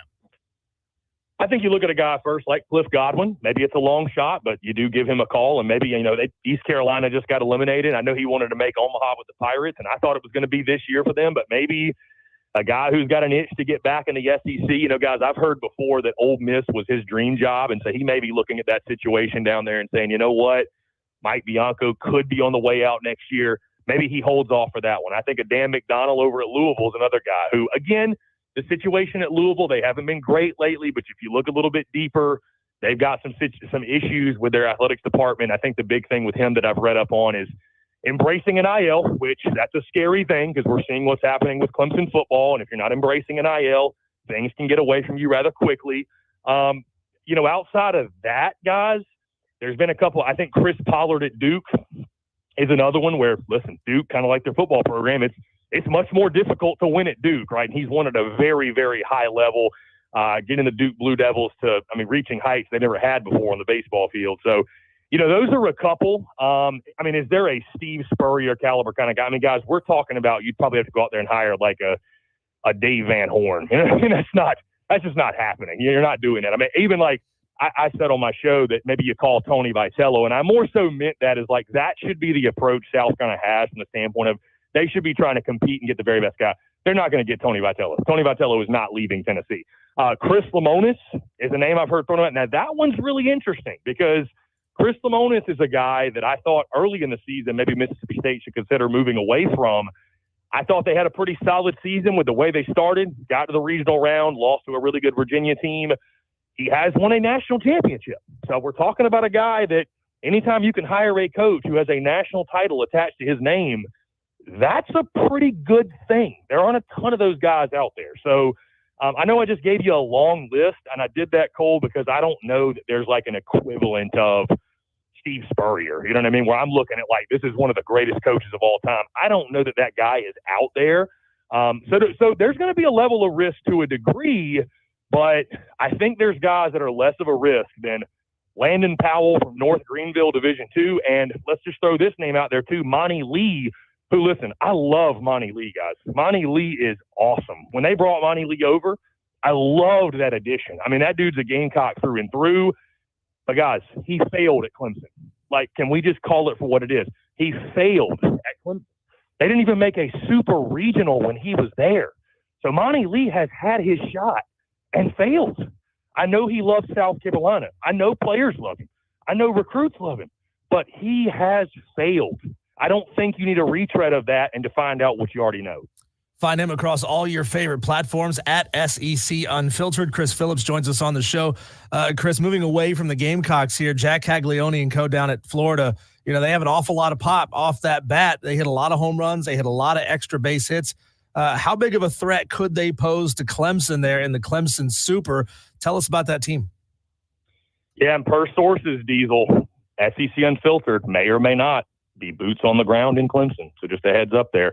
I'm sure Tiger fans will be thrilled. Are you with welcome that, in Pickens County? I already went last weekend. Believe it or not, I was allowed in the gates, and I was actually embraced. The folks over in Cajun Cafe invited us back this weekend. So we may or may not be gracing the stadium at Doug Kingsmore this weekend. Anyways, though, the Florida Gators, yeah, I mean, that was, to me, one of the surprises of the weekend, guys. Florida was a team that I had essentially sold my stock on. Listen, like LSU, we knew they had talent. It just hadn't come together. What was so ironic about their runs at the Stillwater Regional is this, you know, it's lack of pitching depth that really did them in this season. That's why they looked so poor in the midweek. They just couldn't find guys to give them successful outings. That's exactly why they won the Stillwater Regional. You know, guys stepped up and pitched their tails off. Brandon Neely in that final game was electric. So we all know about Jack Caglione, guys. You know about Colby Shelton, some of the others, Tyler Shellnut. But it's really about what do they get out of their pitching staff with Liam Peterson. Obviously, Jack Caglione will probably go game 2. And then, you know, the rest of those guys in the bullpen. And, again, the depth will show itself yet again in Clemson. But I would tell Clemson fans, don't be fooled by the record. This team has as much talent as anybody out there. They can swing it with the best of them. It's all going to be about pitching for Florida. And so, guys, I expect a lot of runs this weekend at Doug Kingsmore Stadium. It's going to be warm. I'm sure the wind's going to be blowing out. The baseball flies out of that place as it is. And, you know, Clemson better bring their sticks because Florida is going to score runs. So I think it's going to be a really, really fun weekend of baseball at Doug Kingsmore. I hear you that Florida, you know, is not a team to look over or underestimate by any stretch. And I agree with that. But would you agree that Clemson's had I don't want to say an easy road to Omaha if they can get there, but when they're looking at the regional, Chris, didn't have to play Vandy. Vandy was down. Vandy 0-2 in the regional, and then a Florida team that was highly inconsistent through the year. It seems as if, while Clemson's very, very good, it seems as if they're going to get to Omaha, they better do it this year. And I would say to your point, Cole, and I certainly, in my praise of Florida, I will not, you know, dance around the fact that Clemson's a very good ball club. I mean, again, we got to see them in person last weekend. You know, the regional was manageable. You know, there's no such thing as an easy regional. And, I mean, listen, when you have Gary Gilmore and Coastal Carolina, and that High Point team was as stingy as any we saw, and, you know, you take nothing for granted, right? Arkansas fans are sitting at home wishing, you know, they were playing this weekend. So, but Clemson's a really, really good ball club. I mean, they swing it as well as anybody. They've come along when it comes to the pitching side of things. That was kind of shaky, I know, earlier in the year. So, again, guys, I expect this to be a 3-game series. But to your point, Cole, I mean, I think it's I don't know that you call it a favorable draw getting the Florida Gators. I mean, I think there are more difficult matchups for sure, but a Florida team that is starting to catch fire and hit their stride, it's going to be a tall order, no doubt. But, guys, you got it at home. You're at Doug Kingsmore. I know you don't get the night game pitches, right? The schedule comes out today, and it's a pair of 2 o'clock first pitches on Saturday and Sunday. But, you know, Doug Kingsmore be rocking. You have that home field advantage. You know, I would say this, though, Cole. I think Eric Bakich is going to build a program to last. I don't think this is a situation where you look at it where it's like, man, we better punch our ticket to Omaha, or who knows when we're going to be back in this situation. Like, I think Clemson baseball is going to be back to what they were under Jack Leggett. I loved that hire when they hired Bakich in 22. I thought it was a home run for them, no pun intended. And it's turned out that way. I mean, top 8 national seed last year, and now they're in this point. So I don't think it'll be – let me put it this way. I don't think it'll be another 14-year stretch without a super regional for Clemson baseball. So, but it is a great opportunity. You know, Florida's a team with tons of talent, but they are very flawed. So, again, Clemson with a great opportunity to punch their ticket and end up back in Omaha. Chris, I was fascinated by the game we got last night, the nightcap for college baseball. Now that defending champs LSU are out, will any other fan base embrace the new challenge, the new tradition of buying up all the Jello shots in Omaha the same way LSU fans did? Will Rocco's financially recover from LSU being eliminated in Chapel Hill? That's a great question. Yeah, I mean, the LSU fans are they are their own breed for sure. And I say that as a compliment, by the way. They are awesome. They are super passionate when it comes to their baseball. Yeah, when it comes to the rest of the field, I certainly wouldn't Diesel count on Virginia doing it. They're more the wine and cheese crowd, so I don't think you're going to see many Virginia folks, if they make it, taking Jello shots. Tennessee fans can throw down. They will throw down. I don't know that they're going to match LSU, but don't tempt them. Don't tempt them with a good time. I think they'll do it. I don't know about Clemson fans. Y'all tell me. I don't know if Clemson fans would be down to set that record. I mean, again, you haven't been to Omaha in so long. Maybe you want to make a point. And so I know Clemson fans are rowdy. I don't know if they'll beat out LSU fans there, but guys, I don't know. That might be one of those untouchable records. I'm telling you, it's. I mean, and you think about it, man. LSU had people like local business owners calling up Rocco's and ordering like 1,000 Jello shots here and there. I'm not saying they cheated or anything, but it's going to take a serious level of commitment to beat the record. So that might be one of those kind of like Cal Ripken type of deal. That might be one of those untouchable records. Yeah, Chris, I don't know about the Jello shots from Clemson fans, but if they do make it to the regionals, maybe the 8-ounce middle school pet milk cartons will be in trouble in the city of Omaha. I don't know that Clemson fans have it in them to buy that many Jello shots. Chris Phillips, SEC Unfiltered. Appreciate your time, pal. Thanks so much. Thanks, man.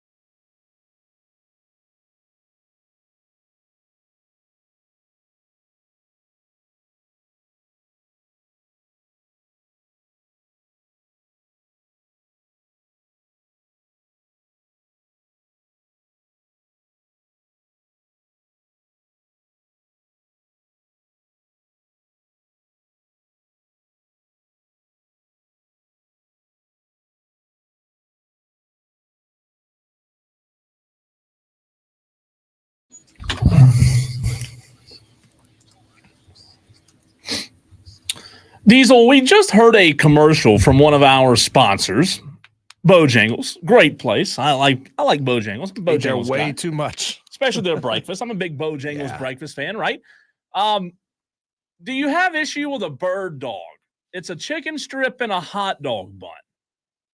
Because I think it's dumb. What is the difference between a bird dog and a chicken sandwich? Answer me that. Tolos 71307. So if you're telling me that a bird dog is a chicken sandwich, if you're saying there's no difference, if a bird dog is a chicken sandwich, doesn't that make a hot dog a sausage sandwich? Ergo sausage, ergo hot dog equals sandwich. Don't do that. Don't do that. No. I'm only using your You're logic. right. I know you're right. The only difference here, Cole, is the shape of the bread, which is long, elongated, and has a little connective tissue at the bottom. So let me ask you this, Cole. Connective tissue. Let me ask you this. You're at a summertime barbecue, right? You're making your hot dog, and you put the wiener in the bun, and you, for some reason, you have a little too much gusto, and the bun separates. That little bread hinge that's on the back side of the bun, it separates. That sucks. Does that then officially make it a sausage sandwich? Because a sub sandwich has also the same general shape. It does. Right? Elongated, stretched out. And it can break. Oval shape. It can break. If I don't it like breaks, that, man. So those people who argue that a hot dog is not a sandwich, what is your actual argument that a hot dog is not a sandwich? Yeah, I know. Because it's it has contradictory. all the characteristics. Right? The only difference is that the filling, the meat inside, is shaped like a hot dog, and the bun connects on one side. But if that bun tears, you don't throw it away, right? You're like, ugh, this is a sandwich now. I'm not eating this. So I will eat a bird dog. I'm not opposed to a bird dog from one of our sponsors, Bojangles. I have no problem with the bird dog. I don't understand. Like, in America, we live in such a crazy marketing-driven world, Diesel, where a restaurant can sell a chicken sandwich, but they can also sell a strip and a hot dog bun. Yeah. I want to know what the difference is. Is there a difference? So I don't know how many of these bird dogs Bojangles really expects to sell, but it is an interesting viral item potentially. I mean, we saw, how many times have we seen Taco Bell combine things that we thought were crazy, ludicrous, I've right? eaten them. And yeah, I know I haven't, because I don't go to Taco Bell. But all the stoner things, like, hey, like we don't have any stoner music to play, but can you play me like a little bed music? Give me something to, like, we're just hanging out, man. Just just vibing, bro. Wait a minute. I got a good one for you. Just vibing, bro. Just feeling good. Nope, not that one. Not that one. That's You don't not the like right that vibe. one? That's not the right vibe. What kind of vibe are you looking for? There's some little hippie, like a little stoner. Well, this is the wrong station for that. No. We have audio in there. There's one called like Bubbles or something. That's the one. Bubbles. Oh, God. Are you kidding me? I'm making the listeners wait a long time for this. Are you really kidding me right now? Oh, we're going to make them wait even longer. How about this? Vibe or no? Well, wrong slider. No, that's not too. That's not even close to the vibe. What kind of vibe? Give me hip hop. Just give me some rap. Give me one of our beds. One of our music beds. Oh my gosh! Come on, man, you're killing me. I'm trying to give. Just play any one of them. All right, I'm gonna give you this one. Yeah, that's a good one. Is it good? Just like, are you happy now, bro? It's like 1 a.m. I'm hungry, bro. What are we gonna do? We got some Doritos over here. We got some taco shells. Like, what if Taco Bell came up with a taco shell that was a burrito, bro? Like, what if they combined them together? And there you go. That's how the Doritos Locos Tacos came to be. You might get rich and famous for being the next Taco Bell commercial. You think they'll use that? If I sent them that audio, you think I think somewhere in their laboratory, Cheech and Chong are coming up with new items to sell at Taco Bell. So real quick, I have a recipe, but holy cow, if you're around Greenville, I was just out there coming down right now. I was just out there. Thankfully, like it's raining sideways, Diesel. Yeah, that's nuts. It is raining sideways, so be safe out there. Let us know where you're listening from. We always love that. So here is a Southern bird dog. You ready? The hot dog bun. Mhm. And then, okay, I'm not going to lie. This is making me hungry. After the hot dog bun, the first thing that goes on is bacon in pieces. Okay. Bacon bits. Bacon bits. Like the real bacon, but in bits. Then the chicken. You can send your endorsement money to 25 Garlington Road, Bojangles, please, as we're giving you all kinds of free advertising. For real. So the bacon 1st, then the chicken. Yep. Shredded cheese. Yep. And then your choice of sauce, but this looks like some kind of I don't want to say like a horsey sauce, but some kind of. This seems like something that a stoned, broke college kid put together. You At know, like 3 in the chicken morning, costs more than a hot dog wiener. There's not a whole lot left in the fridge. You got to combine what you got, right? I feel like that's what this is, and I would eat it, and I'll bet you it's great. No, I'm sure it is. I think I've had great. one. It's been a while. I want to know why they thought like, hey, a hot dog's not good enough, so we've got to put chicken. Again, my whole point is a chicken sandwich is pretty good. Here's a question. If I put a blindfold on you and gave you a small bite of a chicken sandwich and a small bite of a bird dog, could you tell the difference between the chicken sandwich bun and the hot dog bun? Same chicken, though. No, I mean, I'd be willing to bet the buns are probably the same bread. So there's no difference. It's shaped in a different way, but it's probably the same bread ultimately, right? Yeah, you would think. So there's no difference. So we've solved this. We've come to a conclusion. Jacob in Spartanburg says, when I hear bird dog, I think of the power over Ethernet video transmitters. I think of the shorts. Aren't there? There's already a shorts company called Bird Dogs, right? I have a pair of the pants. Yeah. They make shorts and pants, but I have a pair of the pants. I've worn them here several times. Why do they call it a chicken dog? Madcraft says Sonic is bad about that. I think it means just like combining stoner foods together. But it's it's good though, man. I've been like broke, middle of the night. I'm hungry. I need something to eat. I got a pack of hot dogs in the fridge. Don't have any hot dog buns, but like, hey, I got some tortilla shells. That's the same thing. I mean, it's if they're flour tortillas, flour's flour, right? So whether it's poofed up in a hot dog bun or it's wrapped around the wiener like a burrito, it's the same thing, right? Virtually, you put a little mustard and ketchup on it, you can't tell the difference. You're giving me really good sound bites. Keep talking. I've gotten 2 already. Keep going. Keep talking about your wieners and buns and this is good stuff. Good stuff. So thanks, Bojangles, for the there's your 10 minutes of what's wrong with just the OG spicy chicken biscuit, Cajun filet biscuit? There's nothing wrong with it, but here's a hot take. It's the way to go. Here's a hot take before we move on to sports, because this is a sports show, right? Hot take, Diesel. I'm in the mood more often for a bird dog or a chicken sandwich than I am a hot dog. So I'd probably choose the bird dog over the hot dog. Hot take for you here. When everything is clicking at a Bojangles, it is the best fast food you can get. Best fast food chicken you can get. Oh, gosh. You should have seen that collision at second base. Fast food chicken you can get. No, and I agree. In my experience, Cole. Ouch. Yeah. Yeah, that we're watching that Oklahoma runner got absolutely clotheslined by the Florida either second baseman or shortstop. That was brutal, man. But here's the problem, Cole. Yeah. This is just my own personal experience, okay? Okay. I'm not bad-mouthing the company as a whole. Bojangles rarely gets it all right every time. Really? Yeah. You go to the wrong Bojangles? Hey, I go to the Bojangles in my town, right? I can only go to the Bojangles near me.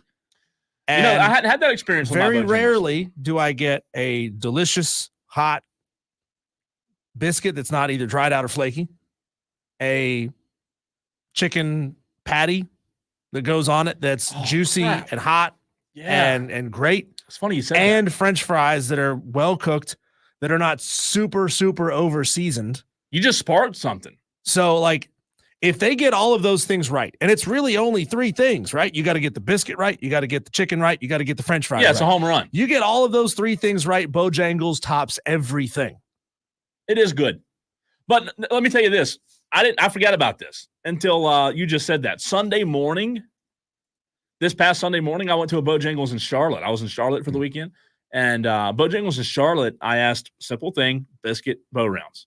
I got biscuit and fries at 8:30 in the freaking morning. Oh, come on. What kind of nonsense is that? 8:30 in the morning, they give you fries. I mean, they should know better than that.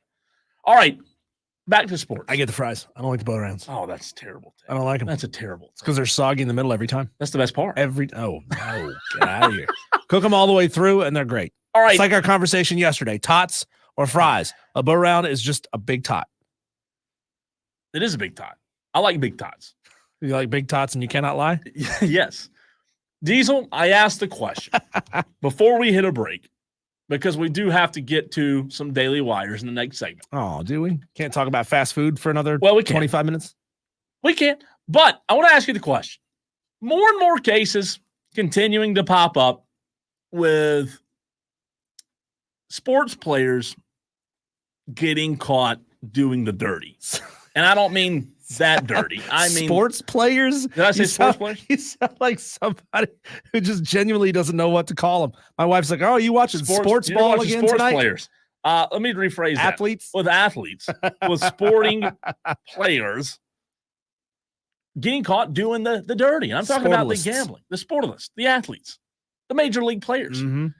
Do you think that something will ever be done? And we need to have our gambling expert back on, Robert Linehan. Do you think something will ever be done, Diesel, about the marketing and the easy access to not only offshore sites and illegal gambling, but legal gambling? Do you think there will ever be somebody that steps up and says, look, the players, yes, they're in the wrong. However, they're growing up in a generation where it's right in front of them 24/7. Mm-hmm. Are we going to ever pull back, or do you think that is a lost cause? It's a lost cause. Not with the amount of money that gambling is pumping into sports. Not with the way, sports are changing to help gamblers. We talked about this last week with the House versus NCAA ruling. There's a potential change to college sports in the works that would require coaches to provide essentially an injury report, an availability report 24 hours before a game. So gamblers want to know, right? Gamblers want to know if the quarterback's going to play, if the wide receiver is hurt, he may play, but he's going to be limited, those sorts of things.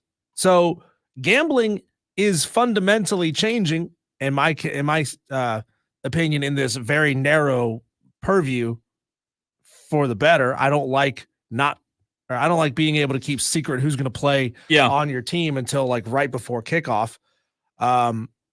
But we're seeing gambling change the sport. Sure, it is. And listen, it's changed every sport. And I agree with you. There's no going back.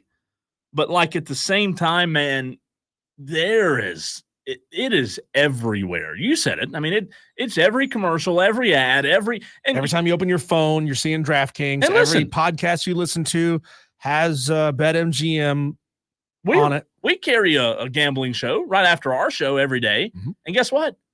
Gambling's not even legal here, right? It's not even legal. Now you can do daily wagers here. You can place prop bets, daily wagers, that kind of stuff. But it is everywhere. I'm not saying that something needs to be done from the marketing. Listen, the bottom line is nothing will ever be done, Diesel, because you know why? You know what gambling does? It produces a lot of dollars, a lot of dollar bills, right? So 38 states plus DC and Puerto Rico, Cole. 38 states have legalized sports betting. South Carolina is not one of them. I question you here. Do you think South Carolina will be one of the last 5? Yes, I do. I do think. I think that South Carolina will be – how many doesn't have it right now? 12. 12 states don't have legal sports Don't betting. have it. Yeah. I would say South Carolina is one of the last 5. You disagree there? You have pushback? No, I don't. Not with Governor Foghorn Leghorn running things. I mean, we are not going to. They use the excuse. South Carolina uses the excuse of having the lottery. So with them having the lottery, they use the excuse of, hey, we can't have gambling. We can't legalize gambling. I can just tell you, it's coming. I don't know how soon, but it is coming. I do think that eventually, Diesel, South Carolina will legalize it. Will McMaster have to get out of office? Probably so. I think so. it's incredible how South Carolina still holds on to some conservative values in that sense. I mean, legalized sports betting, decriminalizing marijuana, things like that. Both, which by the way, both of those are proven to help the economy. Right. But yeah, and take some burden off of law enforcement. Yeah. Yeah. But it'll never happen. It'll never happen here. You know what's crazy, real quick, not to get off on a rabbit trail here. I have a lot of friends, and I know a lot of people, Diesel, who have, over the past 20 years, 25 years, have known people who have had illegal, the illegal machines in their, businesses. Mm-hmm. If South Carolina does ever go legal, with as much gambling that's gone on illegally, I think it's going to be a madhouse in South Carolina. I really do. Like, I think they'll be everywhere. Well, just like anything, just because you legalize it, some people will choose to gravitate then towards the legal books, right? But I mean, like poker machines too. Yeah, there will still be a lot of people who choose not to because it's just different. It's more fun. It's what they're used to. It's what they know. They like betting with their bookie that they've known for the last 25 years. I mean, when this, I'm trying to remember now exactly, there was the president of the NCAA tried to ban prop betting a couple of weeks back. We were talking about this. Yeah. But even when that's happening, Cole, people are still betting. Instead of betting now legally through a book, they go back to their legal bookies to gamble the things that they really want to gamble on.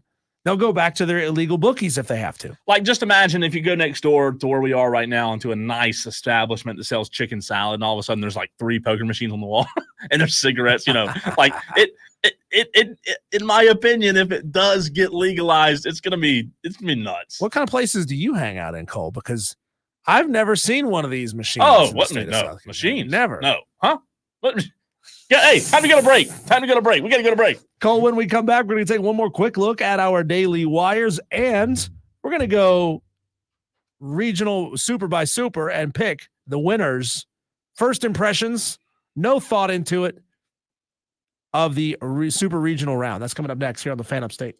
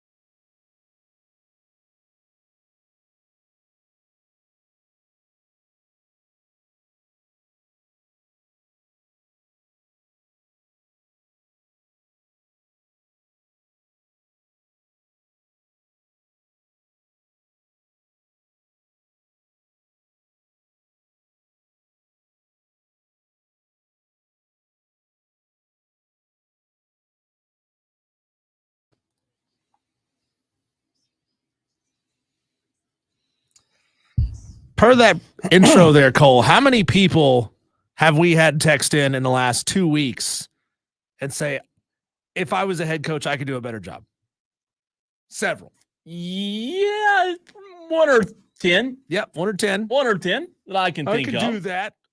I've worked at Bojangles making bird dogs for the last 10 years, but Yeah. even I can see that the coach who's making $2 million a year is an idiot and doesn't know what he's doing. Sure. Call as we wrap up the show here on episode number 51 of Wire to Wire. We get to what we call our daily wires, our daily buzz in the sports world. Buzz. There you go. Don't call them the best in the business for nothing.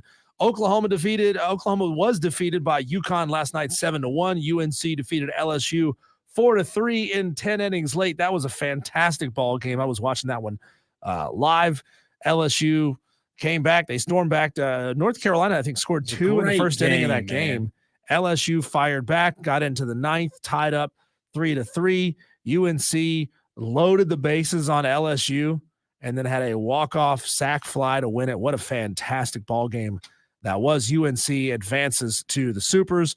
Florida beat Oklahoma State 4-2 yesterday. Evansville beat East Carolina 6-5. Oregon State defeated UC Irvine. SEC and ACC. Okay. SEC and ACC, Cole, we were talking about it. The power of college baseball shifting towards the Southeast. All 8 super regional hosting bids go to the SEC and the ACC. 4 each: Tennessee, Kentucky, Georgia, Texas A&M, Clemson, Virginia, North Carolina, and Florida State. We had a fantastic debate all season long, raging about who was the better conference, the SEC or the ACC. Yes, we did. This is not really a scientific way, but you look at what teams are advancing out of their regions and what teams are hosting supers. Mm-hmm. I would say these two conferences are fairly neck and neck. This is just one way, one data point to say that these two conferences are neck and neck. The visitors, the other 8 teams that made super regionals, 1 ACC, 1 SEC, 1 Big East, 1 Missouri Valley. Shout out to Evansville on that one. 2 teams from the Big 12 and 2 teams from the Pac-12.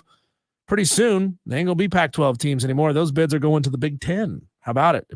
It's crazy to me, Cole, that not one single Big 10 team, legitimate Big 10 team, made a super.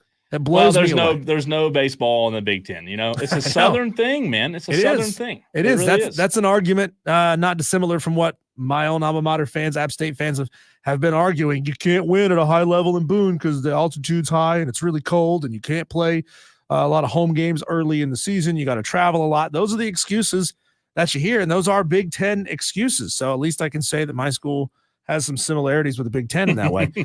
Florida lost to Oklahoma today. That game is over. Oklahoma walked off to beat Florida.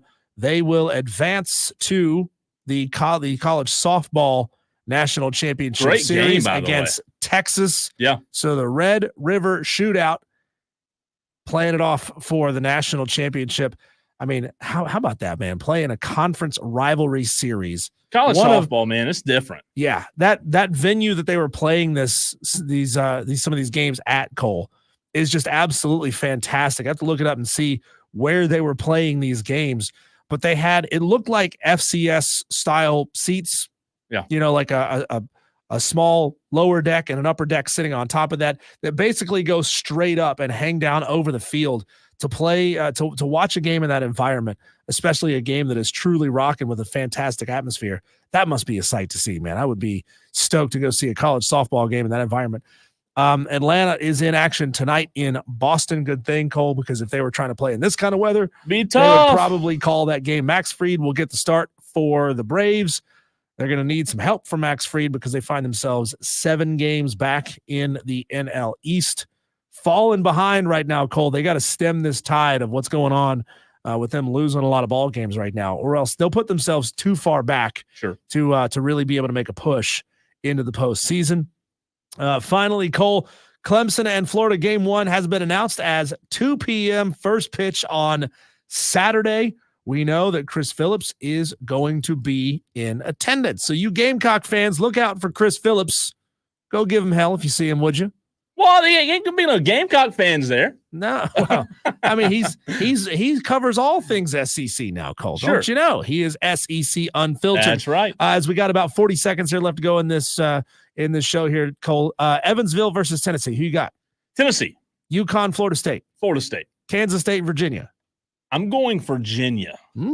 West Virginia, North Carolina. West Virginia. Wow. Yep. Oregon State, Kentucky. Kentucky. NC State, Georgia. NC State. Florida, Clemson. Clemson.